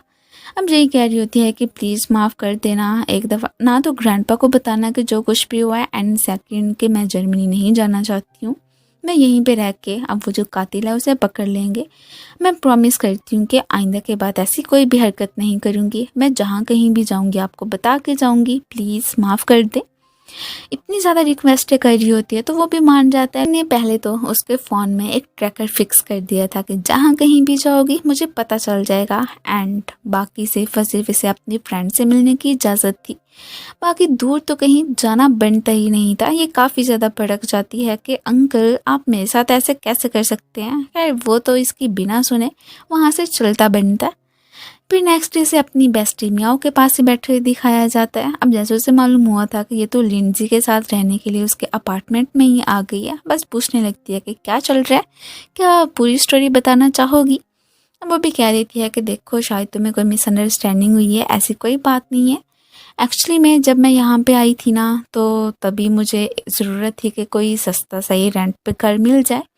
जब मैंने इस बात का ज़िक्र लिंजी से किया तो उसने कह दिया कि ठीक है तुम मेरे साथ ही स्टे कर लो, शायद उसे पैसों की ज़रूरत होगी। तो ये कह देती है कि अच्छा तो मेरे साथ भी तो रहने के लिए आ सकती थी ना, बट तुम आई ही नहीं। तो वो भी आगे से कह देती है कि यार कैसे आ सकती थी, वैसे भी तुम्हारे घर में तो दो दो बॉस रह रहे हैं और मेरा वहाँ पे रहना तो बहुत ही मुश्किल हो जाता। ये भी कह देती है कि हाँ वैसे कह तो सही रही हो, मैं ही जानती हूँ कि मैं कैसे वहाँ पे रह रही हूँ। बाकी अंकल अभी तक इससे नाराज़ थे। इस बार में इसने मियाओ को बता दिया था कि मैं उसे कैसे मनाऊं। ये अब यहाँ पे उसे एक प्लान बता रही होती है कि मुझे यकीन है कि ज़रूर ये तुम्हारे काम आएगा, और वो भी फटाफट मान जाएंगे और उनकी नाराज़गी ख़त्म हो जाएगी। ये काफ़ी ज़्यादा ही एक्साइटेड दिख रही थी। यैन ने तो जिंग से अपोलोजाइज़ करने की कोई भी कसर नहीं छोड़ी थी, जहाँ तक उससे हो सकता है, और जैसा कि इसकी बेस्टी ने इसे आइडिया दिया था बिल्कुल वैसा ही करती है। आज के दिन सारी टैक्सियों की बुकिंग करवा के वहाँ पे स्ट्रीमिंग कर रही होती है। इवन के रेडियो पे भी इसने स्टीम बन से अपोलोजाइज कर ली थी। अब जिंग तो काफ़ी ज़्यादा इरिटेट दिख रहा होता है कि ये किया धरा ऑब्वियसली सी बात है, यान कहीं होना है। वो घर पे पहुँचता है तो वहाँ पे भी एक टैक्सी ड्राइवर को इसने बुलाया हुआ था, ये तो उसे पैसे दे के भगा देते। अब यही समझ रही थी कि इतनी सिंसेरिटी के साथ मैं अपोलोजाइज़ कर रही हूँ तो ये मुझे माफ़ कर देगा, बट नहीं, वो कोई भी रिएक्शन नहीं देता। फ़ोन से कह देती है कि ठीक है मुझे पता है कि आप मुझे जर्मनी नहीं भेजेंगे और ना ही इस बारे में ग्रैंडपा को बताएंगे। अगर आपने ग्रैंडपा को बताया तो हम दोनों की ही शामत उनके हाथों आनी है और आप ही में साथ ही जाएंगे, और ऐसा आप बिल्कुल नहीं करेंगे, है ना। और यही कहती हुई वहाँ से भाग जाती है। अब ये तो अपने रूम में आके उसे स्टफ टॉय को ही लेके खड़ा हो गया था, एंड बस इसी के जरिए ही अपनी सारी भुड़ास निकालता है। अगले दिन हमें लैंग को दिखाया जाता है जो कि एक स्ट्रेंजर के साथ मिलके गू ग्रुप का जो भी सारा बायोडाटा इसे वांगी की वाइफ के थ्रू मिला था वो सारा ही ट्रांसफ़र कर रहा था। अब आगे से वो स्ट्रेंजर यही इसे मशवरा दे रहा होता है कि जितना जल्दी हो सकता है इस सिटी को छोड़ के यहाँ से भाग जाओ। अब आगे कौन है उसके बारे में तो फिर हमें नेक्स्ट ही पता चलेगा। इसी के साथ ही ये सीन तो कट हो जाता है। फिर हमें इनकी बिडिंग का ही सीन दिखाया जाता है। अब यहाँ पे तो मिस्टर चिन को यही लग रहा था कि जैसे कि हम ही विन करेंगे, बट अगली पार्टी को तो गो ग्रुप का जो कि उन्होंने प्रपोजल दिया था वो भी बहुत पसंद आया था। सो ये बात ख़त्म हो जाती है कि क्यों ना एक दफ़ा इनके बीच कंपटीशन करवाया जाए, जिसका भी सबसे बेस्ट प्लान होगा उसी को ही वो लैंड एक्वायर की जाएगी। और यहाँ पे तो मिस्टर चिन की शक्ल देखने लायक। फिर ये फ़ौरन से ही आ गई थी वान चिंग के पास उसकी हेल्प लेने के लिए कि मैं वो पेरेंट चाइल्ड के हवाले से एक कम्युनिटी बनाना चाहती हूँ और प्रोजेक्ट भी होप्सो कि सभी को पसंद आएगा और वो सारी जजेस वगैरह हमसे इम्प्रेस होंगे। सो क्या इस काम में मेरी हेल्प करोगी। वो भी मानी गई थी कि सिर्फ और सिर्फ जिंग की खातिर। इन दोनों को साथ में मिलकर काम करते हुए देख के जिंग को काफ़ी ज़्यादा अच्छा लगता है। उसने असिस्टेंट से कह के चुपके से इनके लिए खाना भी भिजवा दिया था क्योंकि यहाँ पे इसे बहुत ज़्यादा ही पसंद आया था। और जो है इसने प्रोजेक्ट तैयार किया था वान चिंग के साथ मिलके, ये उसे दिखा के सरप्राइज करती है। वो तो बहुत ही हैप्पी दिख रहा होता है। ओशन बॉल्स का भी अरेंज किया ही हुआ था और ये स्पेशली थी जिंग के लिए क्योंकि वान चिंग के थ्रू इसे मालूम हुआ था कि इसे बचपन में ओशन बॉल्स बहुत पसंद थी, बट ये कभी भी खेल ही नहीं पाया। फिर भी उसके क्लोज आकर यही बोल रही होती है कि अब अपनी जो भी विशेष थी मैंने तुम्हारी पूरी कर दी है। धक्का देने की कोशिश करती है तो ये भी उसे पकड़ लेता है। इसी बीच ही दोनों एक दूसरे के काफ़ी क्लोज आ गए थे। अब जैसे इसकी हार्ट बीट फास्ट होती है तो फौरन से येन उठ बैठी थी। अब वो तो यहाँ पे बहुत ही पुरसुकून नज़र आ रहा था। जैसे अपनी आइज़ क्लोज करता है तो ये उसके चिक्स को ही देख के ज़ोर से दबाने लगी थी। इसी बीच ही वो अपनी आइज़ ओपन कर देता है। अब फौरन से ये पीछे हो जाती है। एक ओशन बॉल इसने उसे गिफ्ट कर दी थी जिस पे कि स्माइली फेस बना हुआ था। ये भी उसे संभाल के अपने ऑफिस में ही रख लेता है। अब यही इनके प्लान होते हैं कि जो हमने प्रोजेक्ट बनाया है जैसे जजेस को पेश करेंगे तो मुझे उम्मीद है कि उन्हें हमारा ही प्रपोजल सबसे ज़्यादा पसंद आएगा और वो बिडिंग भी हम ही जीत जाएंगे। अब ये तो इस सारे प्लान्स के बारे में उससे डिस्कशन कर रही होती है और हमारा हीरो तो इससे नजरें हटा ही नहीं पाता। अब इन्होंने तो मिलके पेरेंट चाइल्ड डे मनाने का भी फैसला कर लिया था कि वहाँ पे सिर्फ और सिर्फ खाने का तो स्पेशली ध्यान रखना है हमें कि और बच्चों को भी कोई नुकसान ना पहुँचाए। फिर असिस्टेंट लिंडजी से कॉल करके बताता है कि लैंग को पुलिस ने ढूंढ तो लिया है बट वो कोमा में जा चुका है, उसका भयानक एक्सीडेंट हुआ था।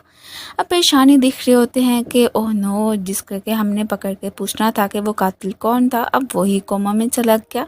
उम्मीद तो फिर भी होती है कि शायद वो कोमा से बाहर निकल आए तो तब हम उस कातिल तक पहुंच पाएंगे। फाइनली इनका वो डे आ गया था, पेरेंट चाइल्ड डे। तो यहाँ पे सब कुछ बहुत ही अच्छे से चल रहा होता है, ये भी हैंडल कर ही लेती है। कुछ बच्चों की तो हेल्प भी करने लगे थे, पेरेंट्स भी खुश नज़र आ रहे होते हैं। बट आज के दिन कोई गड़बड़ी ना होती है, ऐसे कैसे हो सकता था। अचानक ही सारे बच्चों को फूड पॉइजनिंग हो जाती है, जो केक इन्होंने खाया था उसकी वजह से ये हाल हुआ था। बेचारा असिस्टेंट भी हैरान कि ये सब कैसे हो गया, हमने तो बहुत अच्छे से ध्यान रखा हुआ था। अब सोशल मीडिया पे ये सारी न्यूज़ फैल जाती है। ये अब उनके बच्चों के जो पेरेंट्स थे उनसे अपोलोजाइज़ करने के लिए जाते हैं कि हम इस मामले की तह तक जाएंगे, आप हमारे साथ कोऑपरेट करें। बट वो तो काफ़ी ज़्यादा ही भड़के हुए लग रहे थे कि आप लोगों का ही कसूर है। ये लोग तो बिल्कुल भी इनके साथ कोऑपरेट नहीं करने वाले थे, बेचारों को धक्के मार के अपने रूम से बाहर निकाल देते हैं। और तभी हमारी नज़र एक स्ट्रेंजर पे पड़ती है जो कि ये सब कुछ देख रहा था। एंड फिर जिंग जुआन को देख के यही बोलता है कि हम काफ़ी अर्से बाद मिल रहे हैं। नेक्स्ट डे इसी बंदे को लाइव स्ट्रीमिंग करते हुए दिखाया जाता है, एक शो में ही बैठा हुआ था। अब हमें मालूम होता है कि ये कोई और नहीं बल्कि जिंग जुआन के ही फोस्टर फादर हैं जो कि उसे काफ़ी ज़्यादा मारा पीटा करते थे।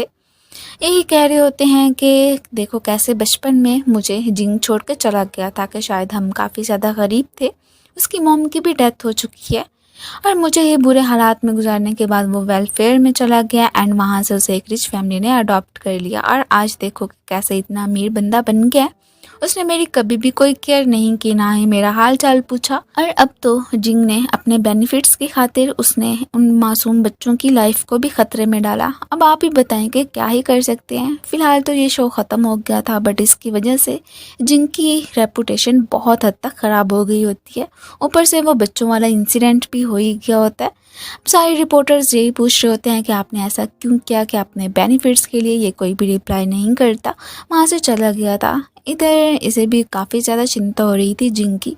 यान उसे कॉल्स करती है बट वो पिक नहीं करता, अपने वही पुराने घर में ही जाने लगा था अपने बाप से बात करने के लिए। तभी बाहर देखता है कि कैसे कुछ छोटे छोटे लड़के एक मासूम से बच्चे को बुली कर रहे हैं और उन्हें देखने के बाद ही इसे याद आता है कि कैसे जब इसके ये फोस्टर फादर चोरी किया करते थे तो सारा इल्ज़ाम है बच्चे इस पे लगा देते थे कि इसी ने ही काम किया उन्हें, और वो भी उनके सामने इसे ही मारा पीटा करते थे कि हाँ बिल्कुल इसी ने चोरी किया और मैं इसे अभी के अभी सबके सामने ही पनिश करूँगा। इन्हीं सारी सोचों में गुम खड़ा ही था कि तभी इसके डैड भी इसे देख लेते हैं कि हम काफ़ी अर्से बाद मिल रहे हैं, मुझे यकीन था कि तुम यहाँ पे ज़रूर आओगे। ये तो यही पूछ रहा था कि आपने जो शो में जाके सब कुछ बोला है वो क्यों बोला है, क्या आप मुझे रीज़न बताएंगे। वो तो फ़ौरन से ही स्माइल करके बोलने लगे थे कि हाँ बिल्कुल मुझे पैसों की ज़रूरत थी और तुम देखो कि कैसे तुमने कभी मेरी कोई केयर की ही नहीं। अब फिर यहाँ पे इसे बातों ही बातों में ये भी मालूम होता है कि इसकी मॉम मरी नहीं थी बल्कि ज़िंदा है। इसके फोस्टर फादर इससे झूठ ही बोलते आए थे कि जैसे कि इसकी मॉम की डेथ हो गई है। अब इसकी मॉम को लेके ही काफ़ी ज़्यादा इसे ब्लैकमेल करने लगे थे और यहाँ पे यही सीन कट हो जाता है। ये बेचारी देखते देखते हुए ऑफिस में आती है कि शायद जिंग इधर होगा बट वो तो इधर नहीं था और ओशन बॉल को देख के यही सोचती है कि शायद वो अपनी उसी फेवरेट प्लेस पे ही गया होगा। इसे जाने से वो रोकने लगी थी मिनके वान सिंह कि उसे कोई डिस्टर्ब ना करे तो बेहतर होगा। वो हमेशा ही सबको ऐसे ही कहा करता है लेकिन ये उसकी बात नहीं मानती कि उसे इस वक्त हमारी ज़रूरत है और मैं बाकियों की तरह नहीं हूँ कि उसे इस मुश्किल घड़ी में अकेले ही छोड़ दूँगी। जैसे ओशन बॉल्स वाली जगह पे गई थी इसे वो वहाँ पे सोता हुआ मिल जाता है, लेकिन वहीं पे साइड पे आके बैठ जाती है कि अंकल अगर आप यहाँ पे हैं तो थोड़ा बहुत शोर तो करेंगे ही सही। और वो वाकई में ओशन बॉल्स को इधर उधर कर देता है। ये फ़ौरन से ही आके उसे खुद को हक करने को बोलने लगी थी। वो फ़ौरन से कह देता है कि नहीं चली जाओ यहाँ पे, मुझे किसी की ज़रूरत नहीं है। लेकिन ये ज़बरदस्ती उसे हक कर लेती है कि मैं जानती हूँ कि आपको मेरी ज़रूरत है। आप मन से तो यही बोल रहे होंगे कि मैं यहाँ से ना जाऊँ, इस वक्त आपके पास रुकूँ, ऐसी ही बात है। ये उसके मन की सारी बातें समझ रही थी। यही बात तो जिनको सबसे ज़्यादा पसंद आती है। वो इसे हक करके काफ़ी ज़्यादा इमोशनल हो गया था। अब सारी सिचुएशन के बारे में तो यान को मालूम हो गया था। वो कह देती है कि आप टेंशन मत लें, अब जो नेक्स्ट शो में जाना है मैं ज़रूर सबके सामने आपको इनोसेंट प्रूफ करूँगी।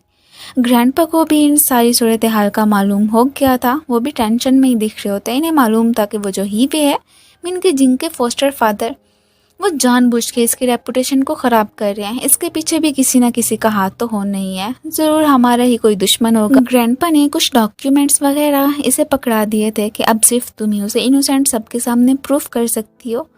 वो बेचारा अपने पापा को छोड़ के नहीं गया था, बल्कि उसके जो उस पर जो जुल्म सितम हुए थे उसकी तो उन्होंने इंतहाई कर दी थी। सारे उसे रॉन्ग तो ना समझे, क्योंकि सोशल मीडिया पे ये बात काफ़ी ज़्यादा फैल गई होती है। अब जैसे उन डॉक्यूमेंट्स को चेक कर रही थी, ये सब कुछ तो जिंग ने भी देख ही लिया था।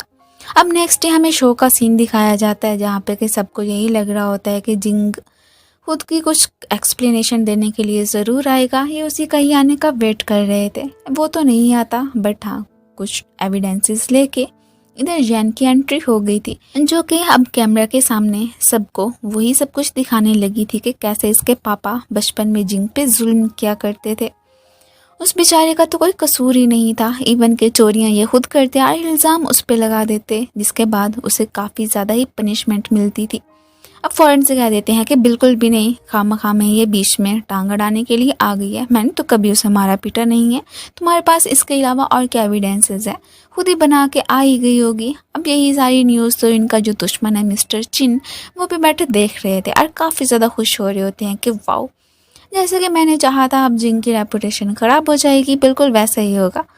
इधर गुस्से में आके हीवे इसके ऊपर पानी का ग्लास फेंक रहा होता है, तो सामने से ही अब हमारा हीरो आ गया था और उसे देखते ही इनकी सारी जो कि अभी नौटंकी कर रहे थे बिल्कुल फुस हो जाते हैं और यहीं पे ही बैठ गए थे। इसके पास तो एविडेंस मौजूद होता है कि कैसे पापा इस पे जुल्म करते थे, इवन कि अब खामखा में इस पे इल्ज़ाम लगा रहे हैं। इसके पास वो टेप रिकॉर्डर मौजूद था जो कि बचपन में इसके पास था कि इसने जल्दी से ही अपने पापा की सारी बातें रिकॉर्ड कर ली थी कि शायद कभी किसी दिन काम आ जाए। और वो ज़बरदस्ती ही इससे अपोलोजाइज भी राइट करवाते थे कि तुमने सबको यही बताना है कि वो चोरियां वगैरह तुमने की हैं, मीन के बाद में सज़ा भी इसे ही मिले और वो बच जाए। जिंग जुआन सारे प्रूफ्स दिखाने के बाद ही मीडिया के थ्रू उन बच्चों के पेरेंट्स से भी अपोलोजाइज करता है कि हमारी वजह से अगर उनकी लाइफ डेंजर में गई है तो हम इन्वेस्टिगेशन करवा रहे हैं, बहुत जल्दी उस कल्प्रिट तक पहुँच जाएंगे जिसने कि ये सब कुछ किया था और आपके सामने लाएंगे। और बाकी रहा कि गू ग्रुप का और मेरा रिश्ता क्या है, हम लोग एक फैमिली हैं और कोई भी हमारे रिश्ते के बारे में कुछ भी मत बोले, यही कहता हुआ वो तो जैन का हाथ पकड़ के वहाँ से चला गया था। यही सारा कुछ तो ग्रैंडपा भी बैठे देख रहे थे। उन्हें बहुत ही बुरा लगता है कि मैंने जिंग पे खामखा में शक किया था कि जैसे कि मेरे बेटे और बहू को इसने ही मरवाया है, बट एक्चुअली में तो ऐसी कोई बात थी ही नहीं, ये तो हमें फैमिली ही मानता है।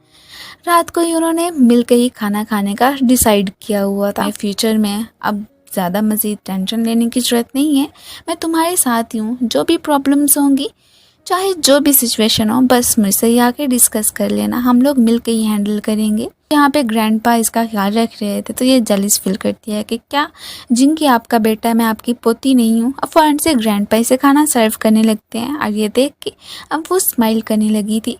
इनकी फैमिली तो चलो कंप्लीट हो ही गई। अब यहाँ पे थोड़ी बहुत ड्रिंक भी कर लेते हैं ग्रैंडपा की इजाज़त से, जिस तरह के वो इसको सर्व कर रहा था, इवन के अपना खाना भी उसे ही पेश कर देता है और ये बात तो इसे काफ़ी ज़्यादा पसंद आती है। दिन ब दिन तो ये उसकी तरफ अट्रैक्ट होती जा रही थी और इसे खुद नहीं मालूम था कि मैं अब किस सिचुएशन से गुजर रही हूँ। फ्रेंड से ही बेस्टी से डिस्कशन ही करने लगी थी कि वैसे पता नहीं आजकल मेरे दिल के साथ क्या चल रहा है, मुझे कुछ समझ नहीं आ रही। वो भी पूछ लेती है कि अच्छा बताओ कि क्या सिचुएशन है, हम किसी अच्छे से डॉक्टर से चेकअप करवा लेंगे। जो भी बातें थी सारी इसने उसे बता दी थी। वो कह देती है कि मैं इस बारे में कुछ पता करवाऊंगी कि तुम्हारे साथ ऐसा क्यों हो रहा है, उसके बाद ही मैं तुम्हें कोई ख़ास जवाब दूंगी।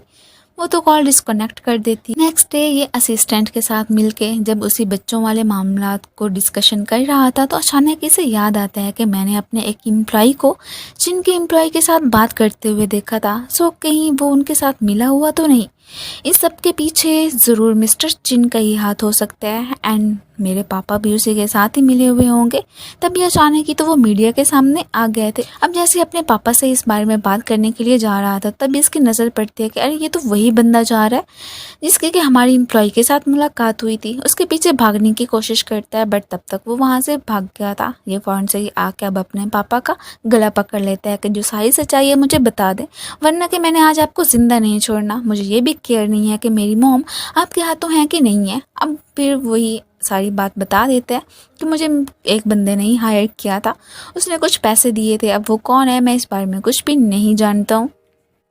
ये सब कुछ पता करने के बाद ही फ़ौरन से पहुंचते हैं मिस्टर चिन की कंपनी में कि आपने ये सब कुछ क्यों किया था। आप ये समझ रहे थे कि जैसे कि हमें कभी पता ही नहीं चलेगा कि हमारी पीठ के पीछे क्या कर रहे हैं।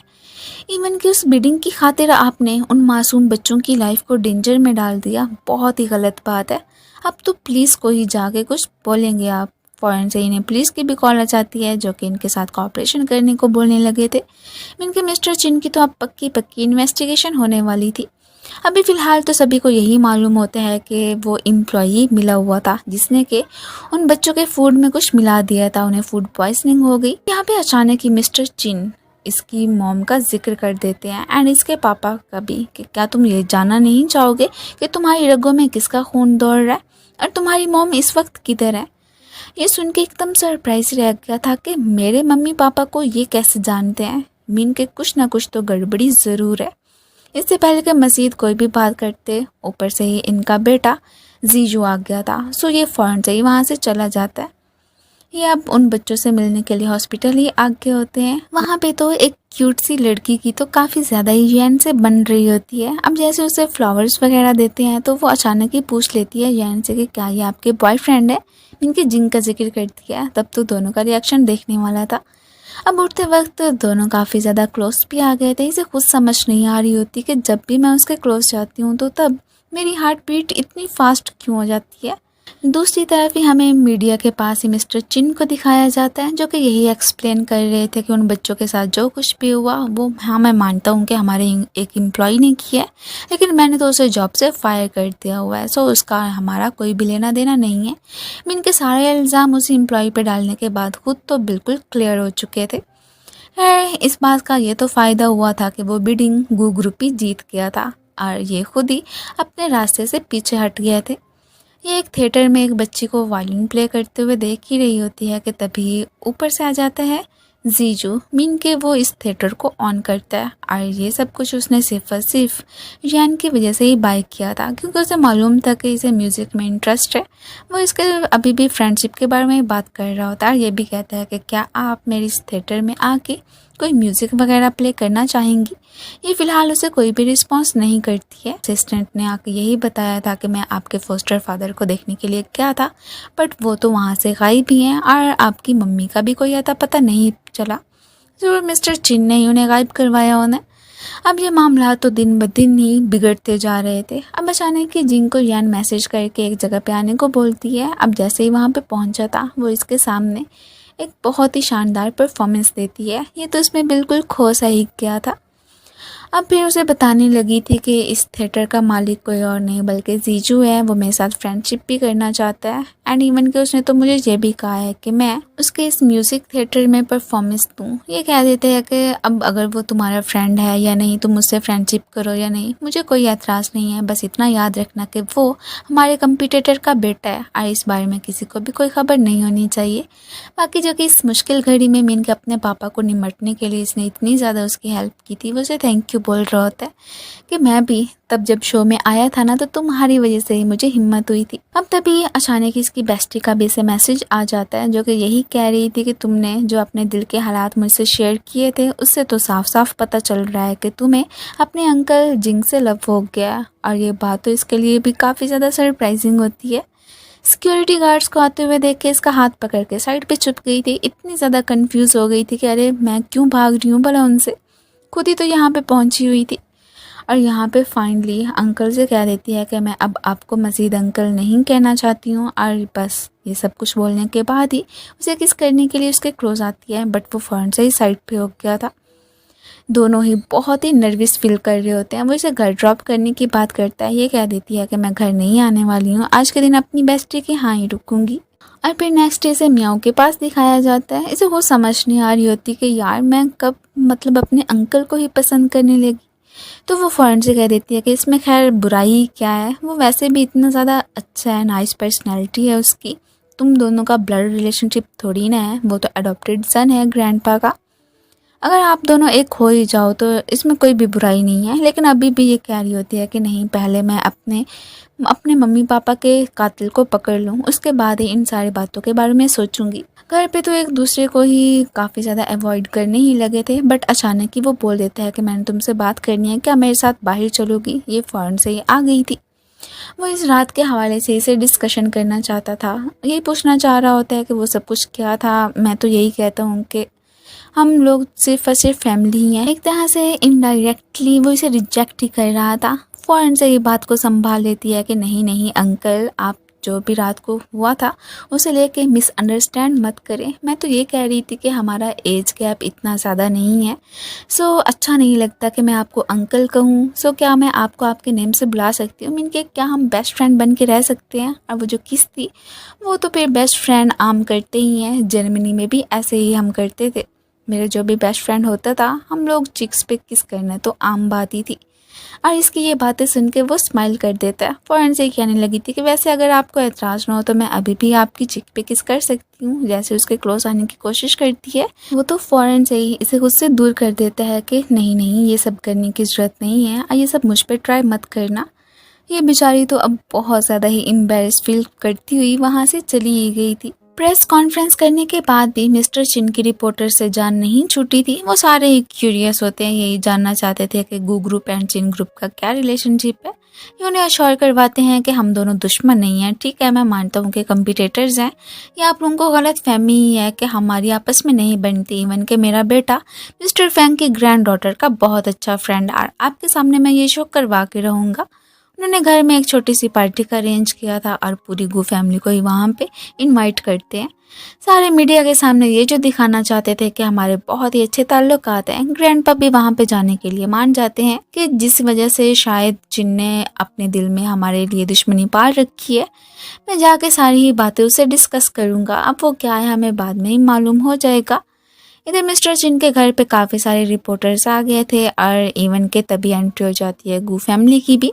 इन्हें आपस में हाथ मिलाते हुए देख के सबको मालूम हो जाता है कि वाकई में ये तो बहुत ही अच्छे फ्रेंड्स हैं। ग्रैंडपा अकेले में ही चिन से बात करना चाहते थे, सो साथ में वो तो जिंग को भी ले लेते हैं। यैन तो इधर जीजू के साथ ही रुक गई थी, वो इसे अपने रूम में लेके आता है। इधर उधर देखते देखते अचानक ही इसकी उसकी मॉम की फ़ोटो फ्रेम पे भी नज़र पड़ जाती है। अब जो उसे अपनी मॉम के बारे में बताने लगा था कि कैसे जब मैं पैदा हुआ था तो उसके बाद ही उनकी कंडीशन काफ़ी ख़राब रहने लगी और फिर अचानक एक दिन उनकी डेथ हो गई। शायद मेरी वजह से ही ऐसा हुआ होगा, अगर मैंने जन्म लेता तो ना ही उनकी डेथ होती। तो ये कह देती है कि ऐसी कोई बात नहीं है, ऐसे ही खामखा में तुम ये सब बोल रहे हो। अगर तुम्हारी मॉम इधर होती ना तो उन्हें कितना ज़्यादा बुरा लगता।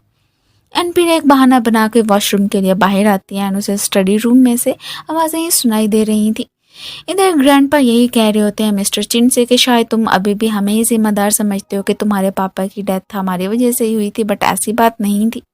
ये तो उसे क्लियर करना चाहते थे। आगे से मिस्टर चिन भी कह देते हैं कि हाँ ठीक है, मुझे विश्वास है कि ऐसी कोई बात नहीं हुई होनी है, मैंने तो कब का उन सारी बातों को भुला दिया हुआ है। ये चोर चोर इनकी ही बातें सुन रही थी। अचानक ही ग्रैंडपा इससे अपने बेटे का जिक्र कर देते हैं। ये पूछना चाहते थे कि कहीं के अपना बदला लेने के लिए तुमने उन्हें मरवाया तो नहीं, और वो हाउस मॉडल भी तो कहीं चोरी नहीं किया। तो ये कह देते हैं कि बिल्कुल भी नहीं, मैंने ऐसा क्यों करना था।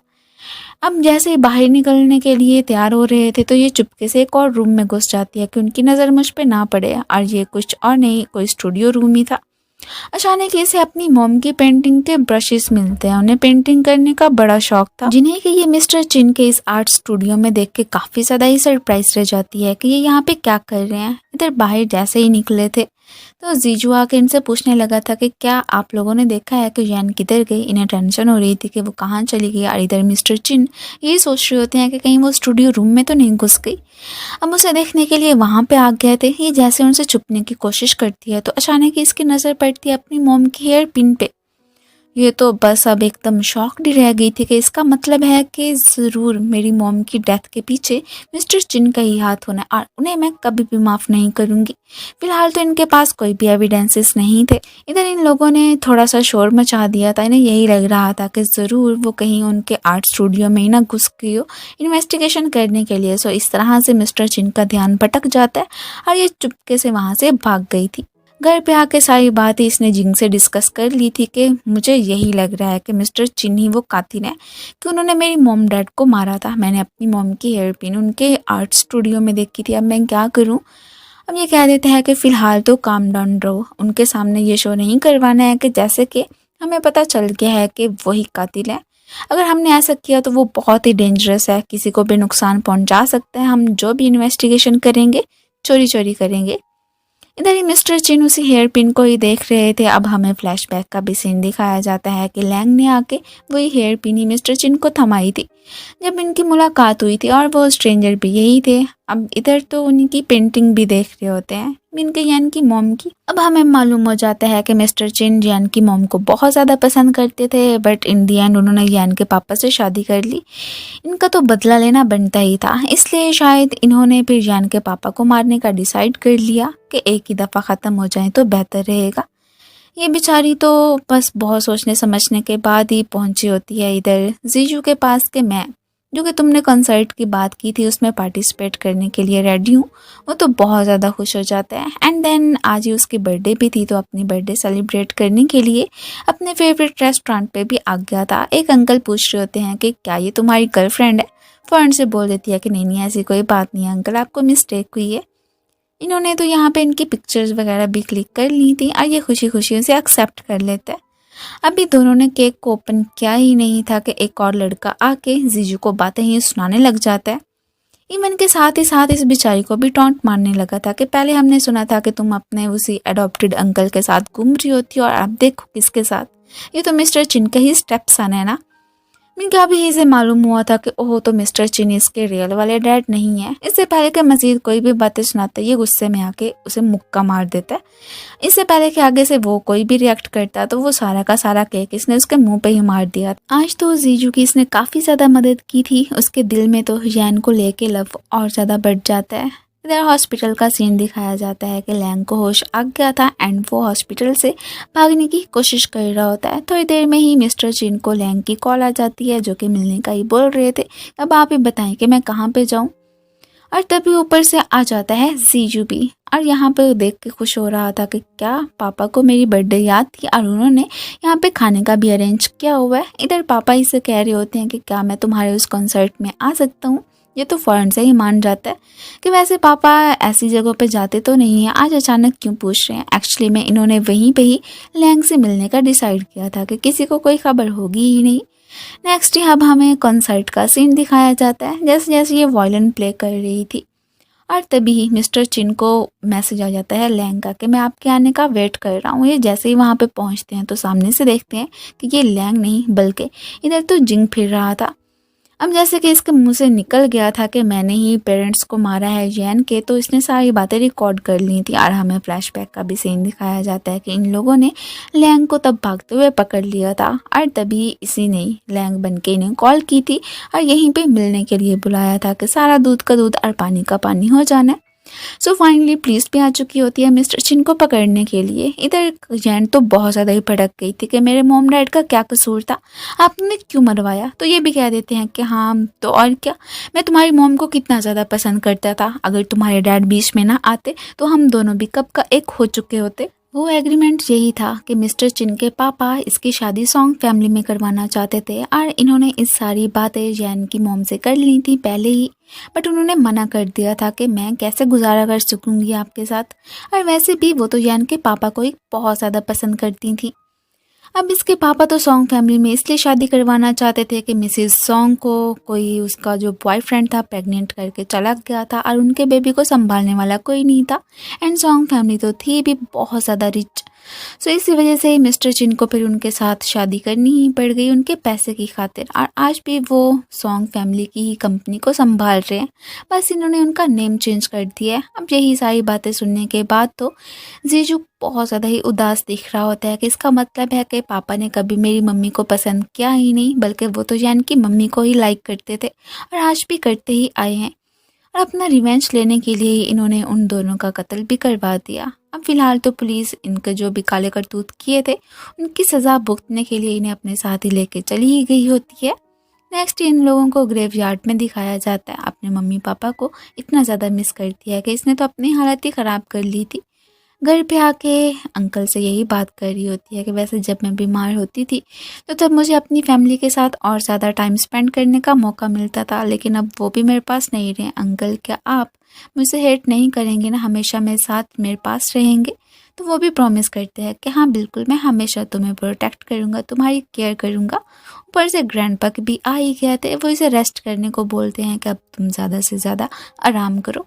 ये तो फिर चुपके से वहाँ से चला ही गया था। घर पे ही अब हमें जीजू को दिखाया जाता है, जिसका गुस्से के मारे बुरा हाल, स्पेशली कि नफरत तो वो जिंगजुआन से करता है। एक जैन मैं उसे पसंद करता हूँ और वो देखो बीच में टांगे अड़ाता फिर रहा है और पास्ट की मेमोरीज को भी याद कर रहा था कि फ्लैशबैक में ही हमें दिखाया जाता है कि इसने मेड्स को बातें करते हुए सुन लिया था कि इसके पापा तो जैन की मम्मी को पसंद करते हैं, इवन कि मिसेस सॉन्ग को कभी वो प्यार दे ही नहीं पाए। इसने तो आर्ट स्टूडियो में घुस के वो पेंटिंग को जलाने का सोच लिया था जो कि इसके पापा ने संभाल के रखी हुई थी अपनी उसी महबूबा की। और तभी से ही मिस्टर चिन ने इसे अपने आर्ट स्टूडियो में घुसने से भी मना कर दिया था। और जब मॉम इसकी साइड ले रही थी तभी उनकी हालत भी खराब हो गई थी। इसे अब गू फैमिली से बहुत नफरत हो चुकी होती है कि उन्हीं की वजह से मुझे कभी अपनी फैमिली का प्रॉपर प्यार मिला ही नहीं और मैं उन्हें तबाह बर्बाद करके रख दूंगा। अब इधर हमें इन्हें घर पे दिखाया जाता है।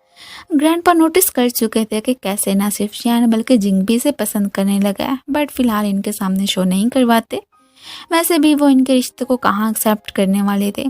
तेरा अचानक ही इसकी शादी की बात छेड़ देते हैं कि जिंग मैंने तुम्हारे लिए एक लड़की को तलाश कर लिया है, वो जल्दी आते होंगे। मीन के ही जुई मिस्टर ही भी इन्हीं के जैसी कंपनी संभालते हैं कि हम लोग अगर बिजनेस अरेंज वगैरह करेंगे तो हमें ही बेनिफिट्स होने हैं इसमें।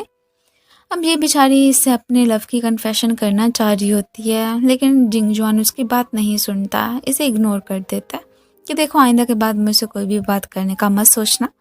वैसे वो खुद भी इसे पसंद करता है और ये बात भी जान ही गया था कि ये मुझे कितना ज़्यादा लव करती है, बट वो ये भी मानता है कि ग्रैंडपा कभी भी हमारे रिश्ते को एक्सेप्ट नहीं करेंगे।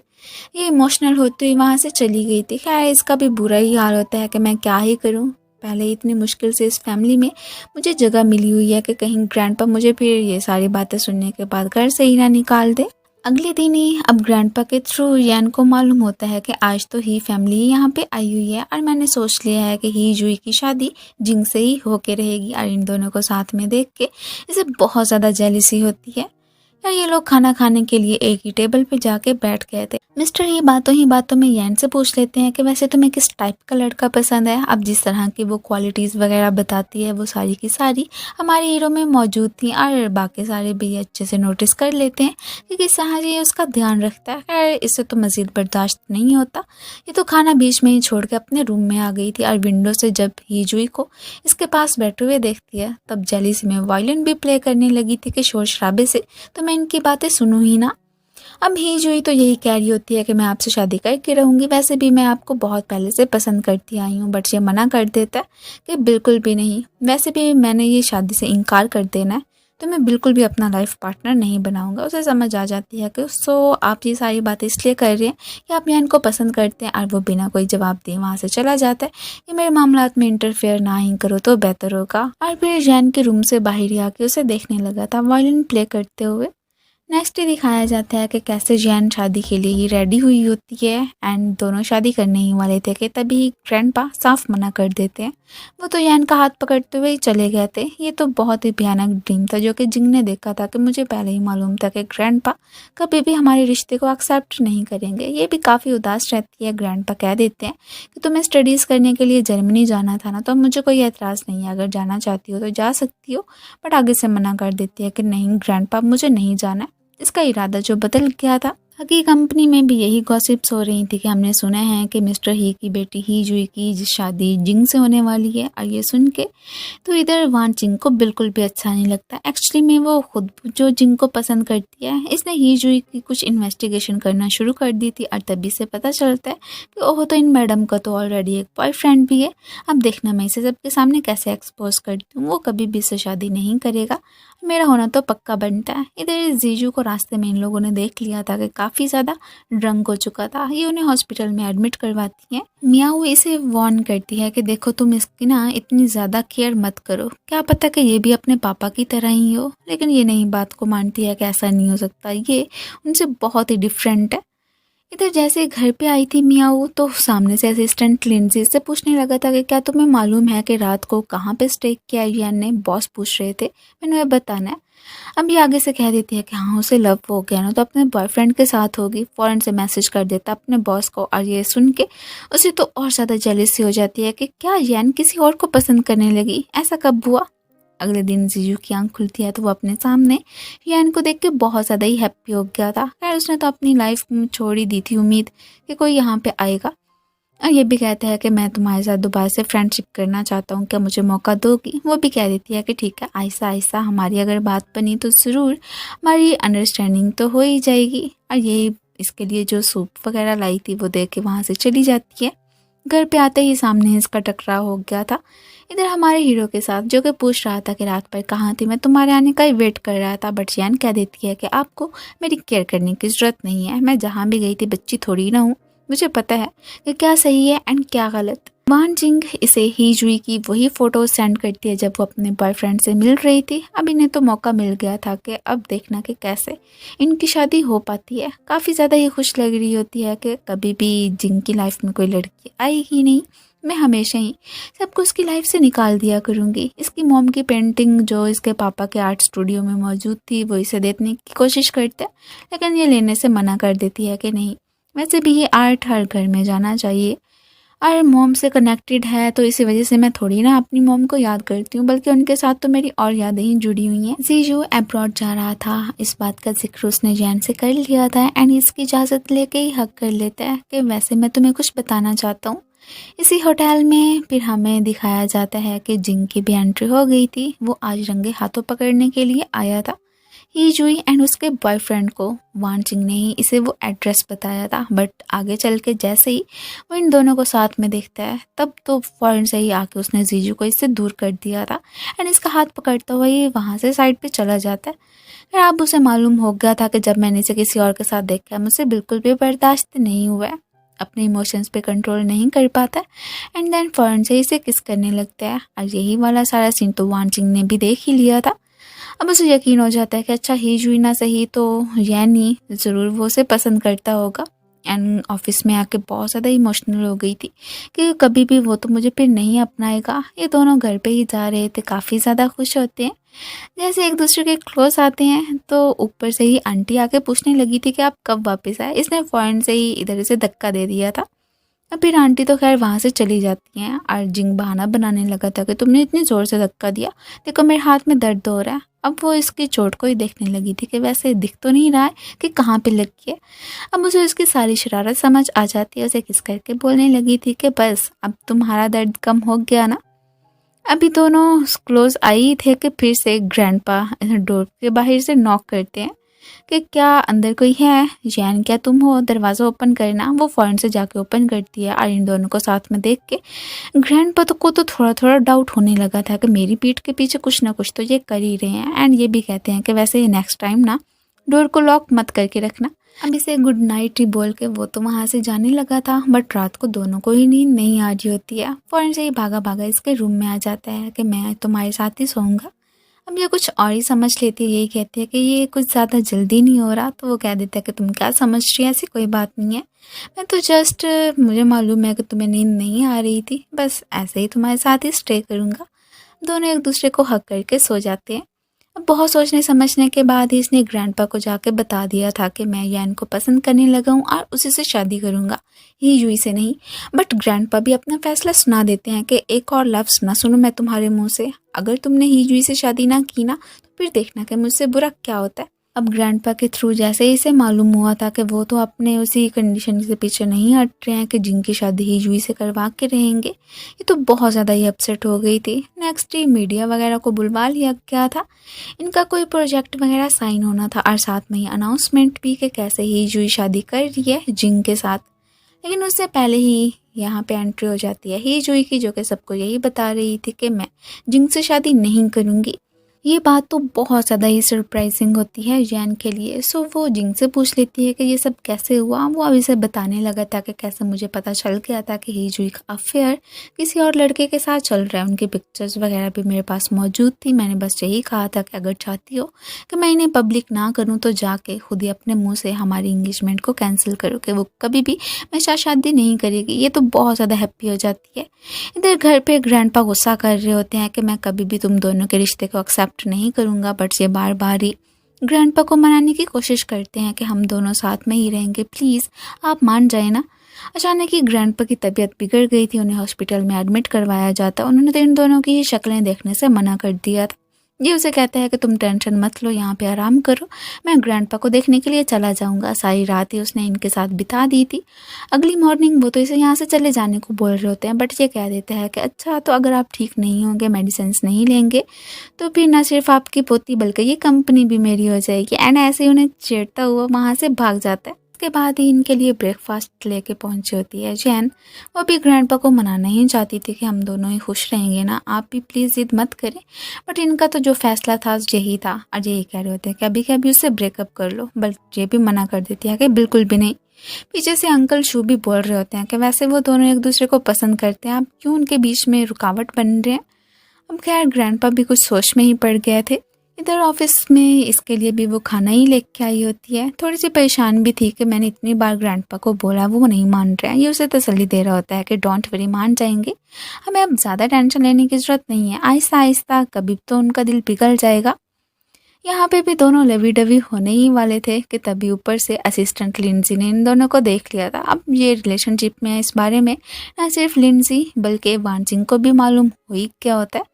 वो आगे से अपने एक दफ़ा लव की कन्फेशन करती है कि वैसे मैं आपको बहुत ज़्यादा पसंद करती आई थी, कभी ये बात कही नहीं। ये कह देता है कि मैं तो हमेशा मैं अपनी सिस्टर ही माना करता था, अब तुम्हारे दिल में मुझे लेके फीलिंग्स डेवलप हुई, मैं क्या ही कर सकता हूँ। ये तो आज काफ़ी ज़्यादा ही उदास होती है एंड पास्ट को याद करने लगी थी कि जब स्कूल लाइफ में बच्चे इसे बुली करते थे तभी हमेशा सिर्फ और सिर्फ जिंगी से प्रोटेक्ट करता था। जब भी कोई इसे परेशान करने के लिए आता तभी हमारा हीरो इसकी जगह पे उन सारे ही लड़कों की पिटाई करता था। अभी उसी नेकलेस को ही देख रही थी एंड ये भी रिमेंबर करती है कि जिस दिन ग्रैंडपा उसे अडॉप्ट करने के लिए आए थे, यही वाला उसने मुझे दिया था कि अगर फ्यूचर में हमारी मुलाकात हुई तो हम इसी के जरिए एक दूसरे को पहचानेंगे। बट अब सबका क्या से क्या ही हो गया। मान सिंह ने तब उन दोनों को किस करते हुए देख लिया था, उनकी वीडियो बना ली थी, ही जुई को सेंड करती है। सो इस तरह से उसने सोशल मीडिया पे अपलोड कर दी थी। अब सारे इस बेचारी को बहुत ज़्यादा ही बुली करते हैं, इवन के परेशान भी करने लगे थे कि क्या सच में तुम अपने अंकल को ही डेट कर रही हो। अब तभी जिंग आके इसे प्रोटेक्ट करते हैं। वो इसे लेकर वैसे भी बहुत ही ओवर प्रोटेक्टिव है एंड लेता हुआ वहाँ से साइड पे ही चला गया था कि कोई भी इसे कुछ मत बोले। एंड उसे अपोलोजाइज कर रहा होता है कि वैसे आज मैं टाइम पे नहीं पहुँचा था ना, तो मुझे माफ़ कर देना। ये कह रही होती है कि कोई बात नहीं है, वैसे भी हम दोनों ने मिल के इस बात का भी कोई ना कोई सोल्यूशन निकाल लेना है। अच्छा ही हुआ जो कि सबको पता चल गया।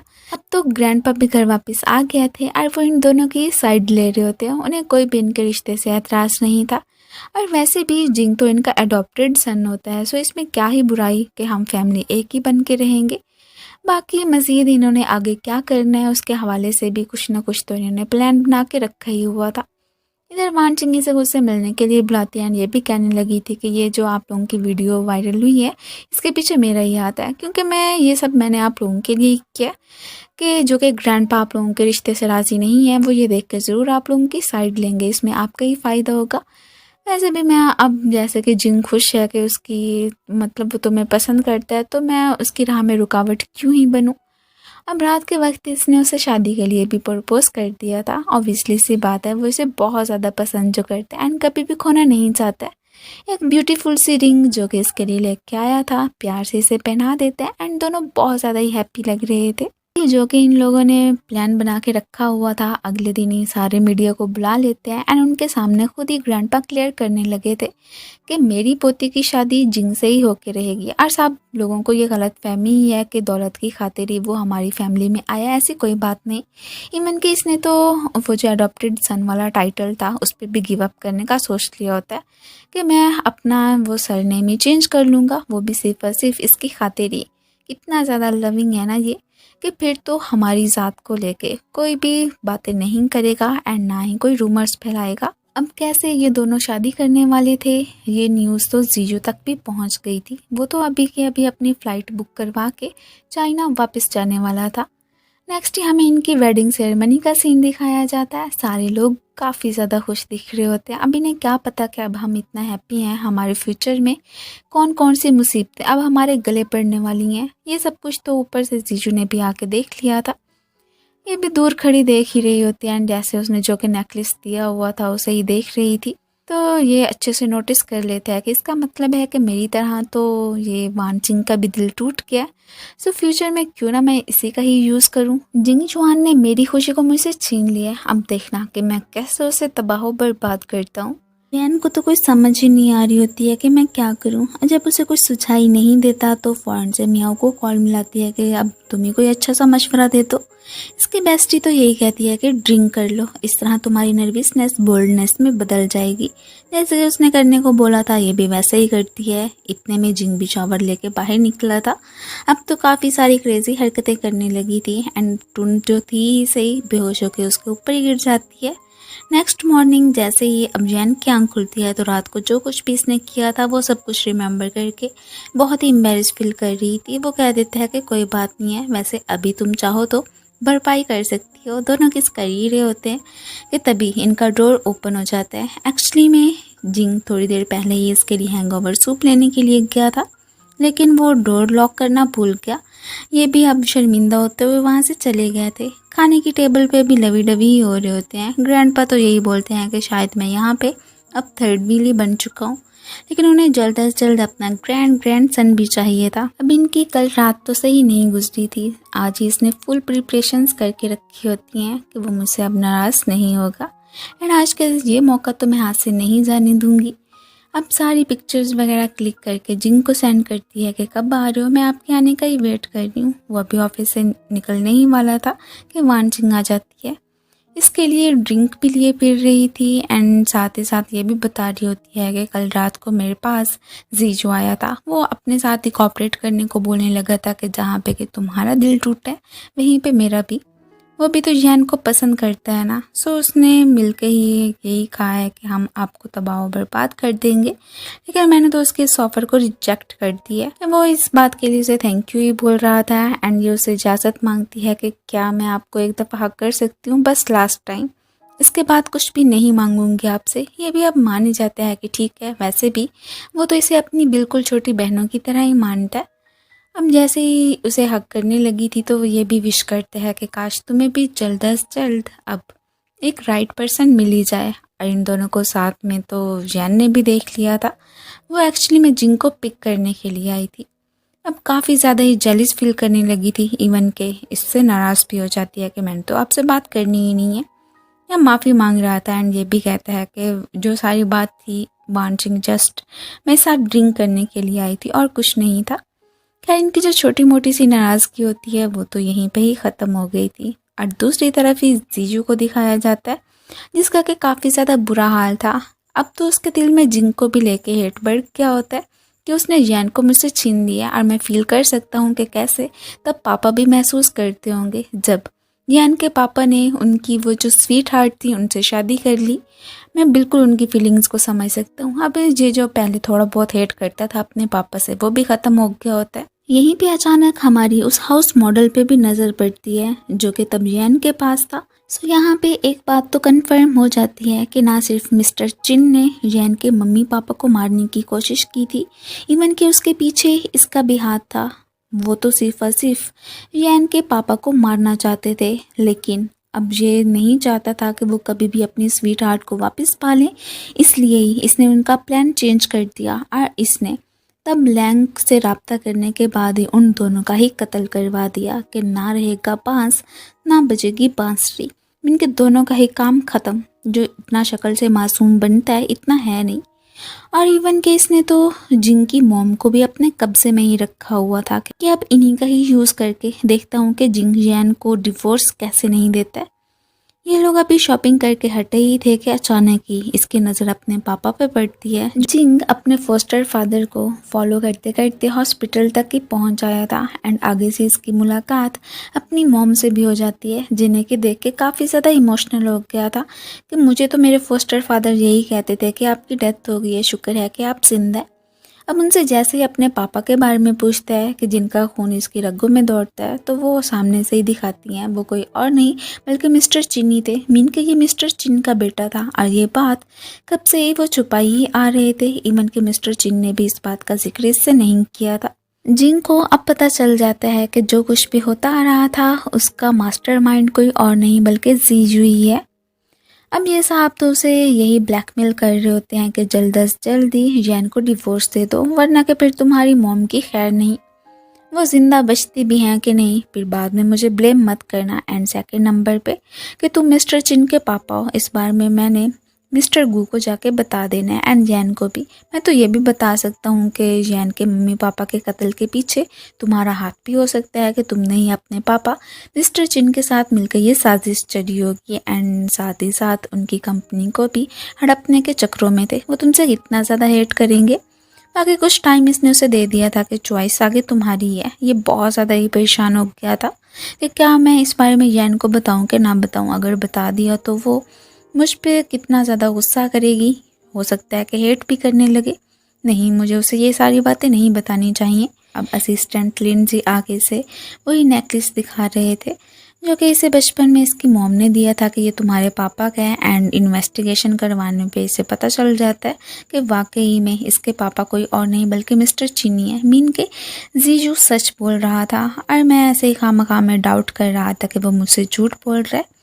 इसने तो अब से ग्रैंडपा एंड जैन दोनों को अवॉइड करना शुरू कर दिया था। बिजनेस ट्रिप का बहाना बना के कंपनी में ही रहने के लिए आ जाया करता है। ये तो अब उसे बहुत सारी डिशेस वगैरह बना के पिक्चर सेंड कर देती है कि आप कब आ रहे हो, ये सब कुछ मैंने आपके लिए बनाया। वो कोई भी रिप्लाई नहीं करता, जो भी मैसेज करती है इग्नोर ही किए जा रहा होता है। इसे समझ नहीं आ रही थी। मियाँ उसे मिलने के लिए आती है कि तुम ही बताओ कि मैं क्या करूं। और वैसे भी मुझे लग रहा है कि जैसे कि जिंग मुझसे कुछ छुपाने की कोशिश कर रहा है। अगले दिन उसकी कंपनी ही आ गई थी। ऑफिस में सिर्फ डॉक्यूमेंट्स मिलते हैं, अब वो भी डिवोर्स एग्रीमेंट थे, जिसने के पढ़ने के बाद ही बेचारी तो एकदम शॉक्ड ही रह गई थी कि क्या उसने मुझसे डिवोर्स लेने का सोच लिया। वो इसकी एक्सप्लेनेशन मांगती है आगे से वो क्या बोलता कि कैसे जीजू इसे ब्लैकमेल कर रहा है। फिलहाल तो नहीं बताना चाहता था कि अगर इसे पता चल गया कि मैं मिस्टर चिन का बेटा हूँ तो ये क्या रिएक्ट करेगी। इसने खुद ब खुद ही मुझसे डिवोर्स ले लेनी है, बट मैं ऐसा नहीं करना चाहता हूँ। काफ़ी ज़्यादा इमोशनल हो जाता है कि मैं किस मुसीबत में फंस के रह गया हूँ, और वो भी जीजू की वजह से। इधर जीजू से मिलने के लिए वांचिंग आई होती है, उसके साथ हाथ मिलाने के लिए तैयार हो गई थी कि जैसा करने को बोलोगे मैं बिल्कुल वैसा ही करूँगी। एक तरह से उसके सामने यही शो करवाती है कि जैसे कि वो भी अब जिंग की दुश्मन बन चुकी है एंड उनसे बदला लेना चाहती है। खैर वो भी इससे अपना वही सीक्रेट शेयर करता है। इसे जिंग की मॉम से ही मिलवाने लगा था एंड ये भी पता चल जाता है कि जिंग तो मिस्टर चिन का ही बेटा है। इसे काफ़ी ज़्यादा ही हैरानगी हो रही थी। खैर जैसे कि उसने बोला था कि कंपनी के कुछ डॉक्यूमेंट्स चुरा के मुझे दे देना, उनकी कंपनी को जो ख़त्म करना चाहता है। और इसे ये करते हुए रंगे हाथों ही जिंग ने पकड़ लिया था। सो इस तरह से ये मैडम तो कंपनी से रिज़ाइन कर जाती है। और यही सारी न्यूज़ तो जियान ने भी देख ली थी। उसे क्यूरियोसिटी होती है कि आखिर क्या चल रहा है। शायद इसे ही मालूम हो कि जिंग किन सिचुएशंस में चल रहा है एंड इसने इतना जल्दी रिज़ाइन कर तो कर कैसे दिया। यही पूछने के लिए वांचिंग से मिलती है, बट वांचिंग कह देती है कि तुम्हें खुद ही तो जिंग ने बताया ही होगा ना कि क्या चल रहा है, अगर नहीं बताया तो फिर मैं भी नहीं बताऊंगी। इसका मतलब है कि तुम लोगों के ताल्लुकात अब कुछ ज़्यादा अच्छे नहीं चल रहे हैं, वरना के वो तुमसे ज़रूर अपनी बातें शेयर करता। ये घर पे आके उदास हो गई थी कि क्या ऐसी ही बात है, क्या वो वाकई में अब मुझे छोड़ने का सोच रहा है। जिंग ने सारी सच्चाई ग्रैंडपा एंड यान को बताने का सोच लिया था, और इवन के ग्रैंडपा ने इसे अपने घर से ही निकल जाने का ऑर्डर दे दिया होता है कि तुम हमारे दुश्मन के बेटे हो, हम तुम्हें कभी भी माफ़ नहीं करेंगे। खैर ये सब कुछ तो इधर जिंग ड्रीम ही देख रहा था, जो कि पहले इसने थोड़ा बहुत फैसला बनाया था कि मुझे ये बात ग्रैंडपा से शेयर कर लेनी चाहिए, अब तो बिल्कुल ही नहीं करने वाला होता है। ग्रैंडपा तो इसे यही कह रहे होते हैं कि मैं शायद कुछ चीज़ें लाना भूल गया हूँ, थोड़ी देर में ही आता हूँ। नेक्स्ट सीन में ही ग्रैंडपा को ग्रेवयार्ड में ही दिखाया जाता है। वो उनसे झूठ बोल के ही आए थे। इन्होंने बटलर अंकल से कह के इन्वेस्टिगेशन करवाई थी, जिसके बाद इन्हें पता चला था कि जिंग और जुआन जो कि आज एक दूसरे से दूर रह रहे हैं, इसके पीछे जीजू का ही हाथ है, क्योंकि वो यान को पसंद करता है और चाहता है कि उन दोनों की डिवोर्स हो जाए। सो उन्होंने इधर जीजू को ही मिलने के लिए बुलाया था। यही कह रहे होते हैं कि मेरी पोती एंड मेरे सन दोनों से ही दूर रहो, बट वो नहीं रहने वाला था कि मैं यान को पसंद करता हूँ और उसे हासिल करके रहूँगा। ये आपकी भूल ही होगी। एंड बातों ही बातों में इसके मुंह से ये भी फिसल जाता है कि इसके पास तो इनके उन बेटे का हाउस मॉडल भी मौजूद है और उनकी डेथ के पीछे भी इसी का ही हाथ था।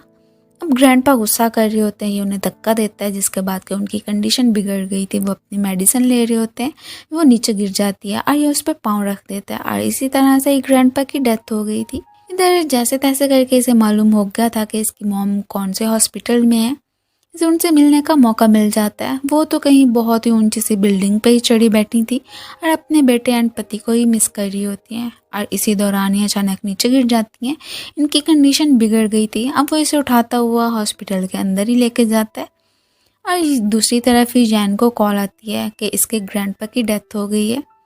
ये न्यूज़ तो इसके लिए बहुत ज़्यादा ही शॉकिंग थी। हॉस्पिटल में आके ही उन्हें देख के काफ़ी ज़्यादा इमोशनल हो जाती है। इस मुश्किल घड़ी में भी जिंग इसके साथ नहीं था। उसे कॉल्स मिलाती है, वो पिक नहीं करता। अब इसे क्या पता कि वो भी तो अपनी मॉम को ही लेके हॉस्पिटल ही आया हुआ है। कोइंसिडेंटली इनकी दोनों की मुलाकात हो जाती है। अब ये तो उसके गले लग के रोने लगी थी कि ग्रैंडपा इस दुनिया में नहीं रहे हैं। नेक्स्ट हमें ग्रैंडपा की फ्यूनरल का सीन दिखाया जाता है, जहाँ पे के फ्लावर लेके जीजू भी पहुंचा हुआ था। ये तो जीजू को इधर से भाग जाने को बोल देता है। अब इसे तो नहीं पता होता कि आखिर को इनके बीच क्या चल रहा है। वो तो इसे कह देती है कि यहाँ पे तो लड़ाई झगड़ा मत करो ना, अगर वो आया ही है तो उसे आने दो अंदर। वो इसे हक कर लेता है जैसे कि बहुत ज़्यादा ही दुखी हो, और जिंग जीजू को इससे दूर कर देता है कि तुम मेरी वाइफ से दूर रहो, जितना दूर रहो वही बेहतर होगा। अब यहाँ पे ये उसकी साइड ले रही थी कि मैंने पहले मना किया है ना कि आज के दिन तो यूँ फाइट वगैरह नहीं करो, और इन दोनों को ऐसे देख के जीजू तो स्माइल करता हुआ वहाँ से जाने ही लगा था। अब ये तो काफ़ी ज़्यादा ही इमोशनल हो जाता है, एंड फिर फाइनली ये बात इससे शेयर कर लेता है कि वैसे मुझे पहले ही ग्रैंडपा एंड तुम्हें बता देना चाहिए था, लेकिन मैं जानता हूँ कि काफ़ी लेट हो चुकी है, लेकिन ये नहीं मानना चाहता हूँ कि तुम मुझे इतना ज़्यादा हेट करो। जो भी रीज़न था कि मैं मिस्टर चिन का बेटा हूँ, और मुझे भी रिसेंटली मालूम हुआ है इसके बारे में, इसने उसे बता दिया था, एंड उसे हक भी कर लेता है। ये तो यही कह देती है कि तुम्हें ये बात पहले ही शेयर कर देनी चाहिए थी। वैसे भी हम लोग तो फैमिली ही है ना ही ग्रैंडपा तुमसे नाराज़ होते और ना ही मैं, कि हम तुम्हें जानते नहीं हैं कि मेरे मम्मी पापा के कत्ल के पीछे तुम जिम्मेदार नहीं हो सकते हो, बट नहीं, तुमने तो हम पे ट्रस्ट ही नहीं किया। क्या ऐसी ही बात है ना। खैर वो तो काफ़ी ज़्यादा इमोशनल होकर इसे अपोलोजाइज़ कर रहा था, बट ये माफ़ नहीं करने वाली थी कि अगर तुम मुझसे डिवोर्स लेना चाहते हो तो बिल्कुल मैं तुम्हें देने के लिए तैयार हूँ। इधर इसकी मम्मी को दोबारा से ही अपने कब्जे में कर लिया होता है जीजू ने कि अब की बार कोई भी मिस्टेक नहीं होनी चाहिए। ये काफ़ी ज़्यादा ड्रंक हो गया था, इसे ग्रैंडपा ही दिख रहे होते हैं, उनसे अपोलोजाइज़ ही कर रहा होता है कि मैंने आपको सारी बातें बता देनी चाहिए थी ना। फिलहाल तो वो यही कह रहे होते हैं कि तुम्हें इन सारी बातों को चिंता करने की ज़रूरत नहीं है, जस्ट अपने रिलेशनशिप को जान के साथ सुधारो। अगर वो कहती भी है कि तुमसे डिवोर्स लेना चाहती है, बट नहीं, हरगिज़ भी ऐसा नहीं करना, एंड उसका दिल दोबारा से जीतने की कोशिश करो। इसने तो साफ उसे डिवोर्स देने से मना कर दिया था, और ये भी कहता है कि इसके अलावा जो भी करने को बोलोगी मैं वही करने के लिए तैयार हूँ। अब जो कि इसने कहा था, इसीलिए ही ग्रैंडपा की जगह पे इसी ने ही कंपनी संभाल ली होती है। और यहाँ कंपनी में जिंगी से असिस्ट करने वाला था। सारे शेयर होल्डर्स उसका अच्छे से वेलकम करते हैं। इसने जो कि अपनी प्रॉमिस कर लिया था ग्रैंडपा से भी कि मैं इसका दोबारा दिल जीतने की कोशिश करूँगा, उसके खाने पीने का ख्याल रखता है, लेकिन वो अभी भी इसके कहने में नहीं आने वाली थी। सही तरह से उसने जिंग को माफ़ नहीं किया था। इधर अंकल शूई से यही बता रहे होते हैं कि वैसे हमें सीसीटीवी कैमरे में ये पता चला कि उस दिन ग्रैंडपा ग्रेव यार्ड में ही गए थे और वहाँ से जैसे ही गाड़ी लेके बाहर निकले, अब हमें तो यही बताया गया कि उनका एक्सीडेंट हुआ, बट उस एक्सीडेंट के बाद से तो वो सीसीटीवी कैमरा में वीडियो है ही नहीं। ये तो काफ़ी ज़्यादा गड़बड़ी की बात है ना। और एक और बात मैं ये बताना भूल गया था कि वो ग्रेव यार्ड में जीजू से मिलने के लिए ही गए थे, क्योंकि उन्हें पता चल गया था कि शायद वो आप दोनों के मीन के जिंग के एंड आपके रिलेशनशिप को लेके जिंग को बहुत ज़्यादा ही ब्लैकमेल कर रहा है, उनसे बात ख़त्म करना चाहते थे। ये सुन के इसे तो बहुत बड़ा धचका लगता है कि क्या सीजू, क्या उसने ही मेरे ग्रैंडपा को कहीं मारने की कोशिश की है? अगर ऐसी बात है तो मैं उसे बिल्कुल माफ़ नहीं करूँगी। अगर आप ज़रूरत थी तो सिर्फ और सिर्फ एविडेंसेस इकट्ठे करने की, हमें बस एक दफ़ा वो सीसीटीवी कैमरा की वीडियो मिल जाए, उसके बाद देखना कि मैं जीजू के साथ क्या करती हूँ। इधर जीजू से मिलने के लिए आई होती है, जो कि अब इसने प्लान बना लिया था कि मैं डिवोर्स देने वाली हूँ जिंग को। ये बात इससे डिस्कस करती है। ये तो खुश हो जाता है कि क्या सच में इसे हक करना चाहता था। ये उससे दूर हो जाती है और वापसी पे बहाना बनाती है कि जैसे कि मेरी गाड़ी ख़राब हो गई है, तो वो इसे अपनी गाड़ी दे देता है कि ठीक है तुम आज के दिन मेरी गाड़ी में चली जाओ। अब फिर इसने जो कि इन्वेस्टिगेशन इसकी स्टार्ट थी, इसने पता चला लिया था कि ग्रैंडपा की गाड़ी का जिस गाड़ी से एक्सीडेंट हुआ था वो कोई किसी और की नहीं बल्कि जीजू की ही थी। इसे काफ़ी ज़्यादा दुख हो रहा होता है कि मैंने तो ट्रस्ट किया था जीजू पे, अब बट देखो कि वो कैसा इंसान निकला। खैर फिलहाल जब तक के एविडेंसेस इकट्ठे नहीं कर लेते तब तक तो इसने जीजू के क्लोज जाने का फैसला बना लिया था। बाकी ये सारी बातें इसने जिंग से भी शेयर कर ली होती हैं और दोनों ही मिलके प्लानिंग कर रहे थे कि अब नेक्स्ट हमें क्या करना है। पहले तो इन्हें इसकी मॉम को उसके चुंगल में से बाहर निकाल के लाना था। ये चोरी छुपे एक गाड़ी में जाने ही लगते हैं कि सिक्योरिटी गार्ड हमें देख ना ले। उनकी नज़रों से बचते बचाते फाइनली मॉम को तो इन्होंने बचा लिया था, बट अचानक ही ऊपर से जीजू ने आके इस बेचारी को पकड़ लिया होता है एंड जिंग के सामने दो ऑप्शंस रखता है, या तो अपनी मॉम को इधर से ले जाओ या फिर जैन को, या तो अपनी मॉम को ही लेके वहाँ से चला जाता है। अब ये फिर उसे और ज़्यादा भड़काने लगा था जिंग के खिलाफ कि देखो उसे तो तुम्हारा कोई ख्याल नहीं है, वरना कि वो तुम्हें यहाँ पे रहने ही ना देता। बट एक्चुअली में ऐसी कोई बात नहीं थी। इन्होंने पहले ही खुद ही यही प्लानिंग की हुई थी कि मैं जीजू के घर रहने के लिए ही जाऊँगी ताकि वहीं से ही हमें कुछ प्रूफ वगैरह मिल सकें कि वही कातिल है। अब इसी बहाने से यहाँ पे रहने के लिए आ तो गई होती है और अचानक इन्वेस्टिगेशन करते हुए इसे अपनी मॉम की वही पेंटिंग भी दिख गई थी, जिसके पीछे से इसे एक लेटर मिलता है जिसमें कि मिस्टर चिन यही बोल रहे थे अपने बेटे से कि मैं मानता हूँ कि तुम्हारी मिस्टेक थी, बट सारा ब्लेम मैंने खुद पे ही ले लिया। अब ये लेटर पढ़ने के बाद इसे अंदाज़ा हो जाता है कि ओह तो मेरी मॉम डैड के कातिल भी कोई और नहीं बल्कि मिस्टर चिन और उनका बेटा जीजू ही था। और खामखा में मैं समझती रही कि सारा का सारा कसूर मिस्टर चिन का है। ये सब कुछ पढ़ने के बाद इसकी हालत ही ख़राब हो जाती है। बिल्कुल भी फेस नहीं करना चाहती थी जीजू को कि मैं भला इसको, मतलब इसने इतना सब कुछ कर लिया और इसके बाद चाहता है कि मैं इसके साथ रहूँ। ऐसा बिल्कुल नहीं हो सकता।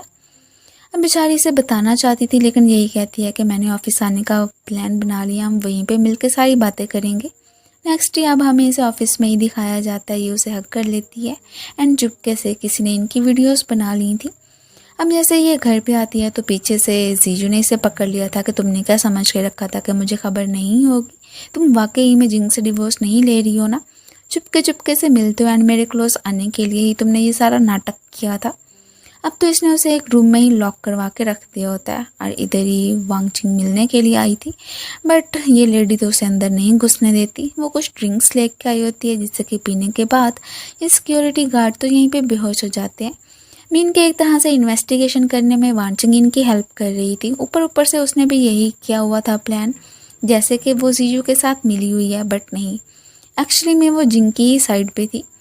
इधर ऑफिस से जैसे ही वापस आता है जीजू, उसने इस बेचारी को पकड़ ही लिया था कि तुम्हें तो अब पता चल ही गया होगा कि मैं कौन हूँ, लेकिन इतनी आसानी से तो यहाँ से नहीं जाने दूंगा। वांगचिंग आके इसकी हेल्प करती है, दोनों भाग ही रही थी वो इन्हें पकड़ने की कोशिश करता है, बट शुक्र है कि जिंग एंड टाइम पे आ गया था।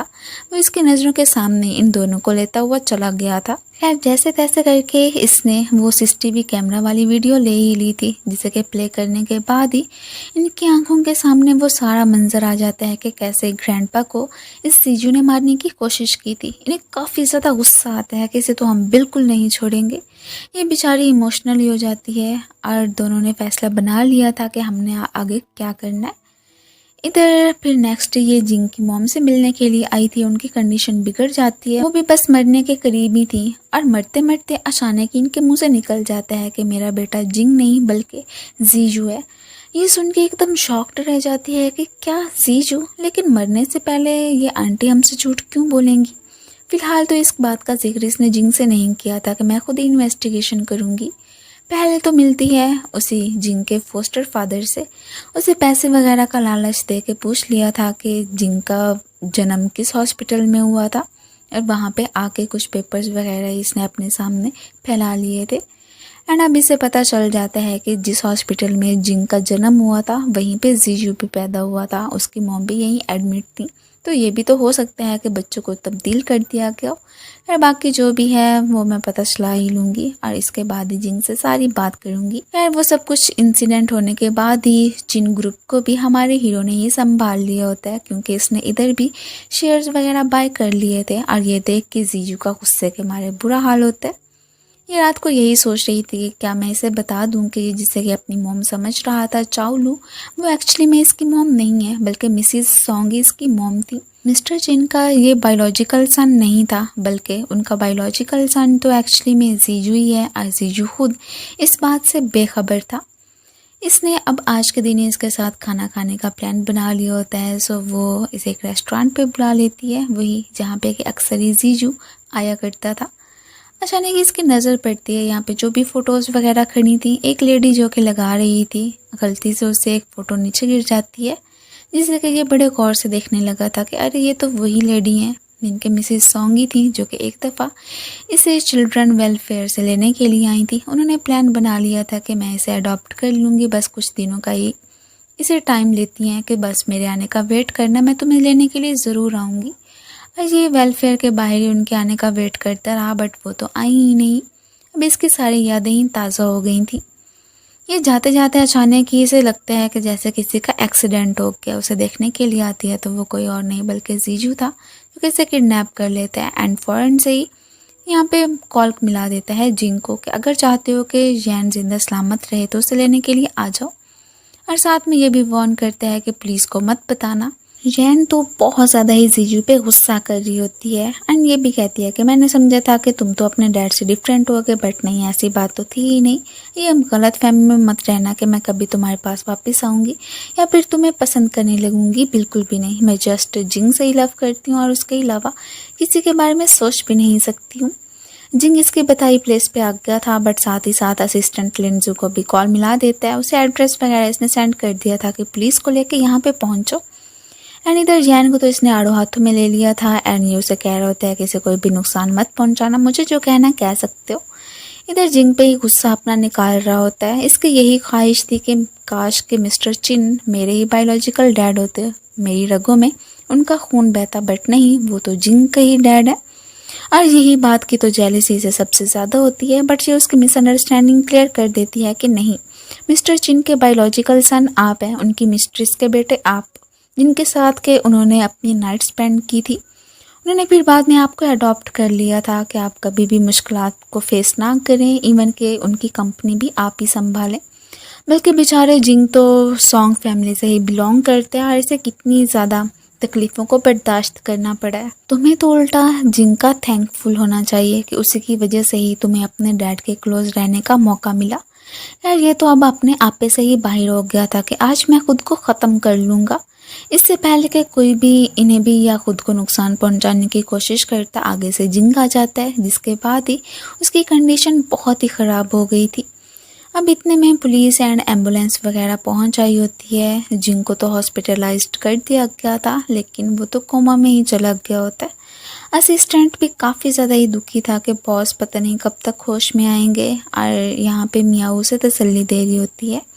इनके बीच भी दिन ब दिन अट्रैक्शन बढ़ती ही जा रही थी। मान जिंग भी विजिट करने के लिए आई थी हॉस्पिटल एंड वो इसे कह रही होती है कि मुझे नहीं लगता है आप ऐसे ही टेंशन ले रही हो, ज़रूर एक न एक दिन आपकी आंखों के सामने ही जिंग आ जाएगा, वो कभी भी तुम्हें अकेला नहीं छोड़ेगा।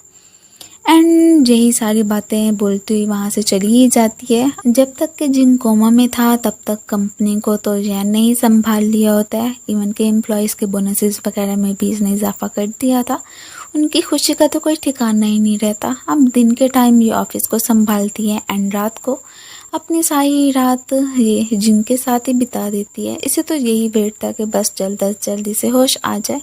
मियाओ ने जर्मनी वापस जाने का फैसला कर लिया था, इससे पहले कि एक और कदम आगे बढ़ाती लिंजी, जो कि पहले ही अपने जज्बात को छुपाई फिर रहा था, इसे प्रपोज कर देता है। और बस यही सब कुछ देखते हुए तो मियाओ की खुशी का कोई ठिकाना ही नहीं रहता। और इन दोनों को हैप्पी देख के पीछे से ये भी स्माइल कर रही थी। जैन जैसे ही अपने मम्मी पापा के पास ग्रेवयार्ड आई थी तो अचानक इसे हॉस्पिटल से कॉल आ जाती है कि जिंग को होश आ गया। ये यहीं से ही हॉस्पिटल की तरफ भागना स्टार्ट कर देती है। अब कुछ दिनों बाद का सीन दिखाया जाता है। फाइनली जिंग ठीक हो गया था और उसने तो इसकी खातिर एक थिएटर को ही बाय कर लिया होता है एंड वो तो स्पेशल इसके नाम ही इसने करवा दिया था कि अब कंपनी संभालने की रिस्पॉन्सिबिलिटी मेरी है। आपने पहले ही काफ़ी सारा काम कर लिया है, अब बस अपने ड्रीम को पूरा करना। और ये काफ़ी ज़्यादा ही खुश हो रही थी एंड इसी के साथ ही वो दोबारा से इसे प्रपोज कर देता है एंड थैंक यू बोलने लगा था मेरी लाइफ में आने के लिए। मैं बहुत ज़्यादा ही लकी हूँ। इन दोनों के इसी हैप्पी मोमेंट के साथ ही हमारे इस क्यूट एंड स्वीट से ड्रामे की एंडिंग हो जाती है। Thank you so much for watching. So guys, आप लोगों को ये ड्रामा कैसा लगा मुझे कमेंट्स में ज़रूर बताइएगा। मिलते हैं फिर नेक्स्ट वीडियो में न्यू कहानी के साथ। तब तक के लिए बाय एंड अपना ख्याल रखना।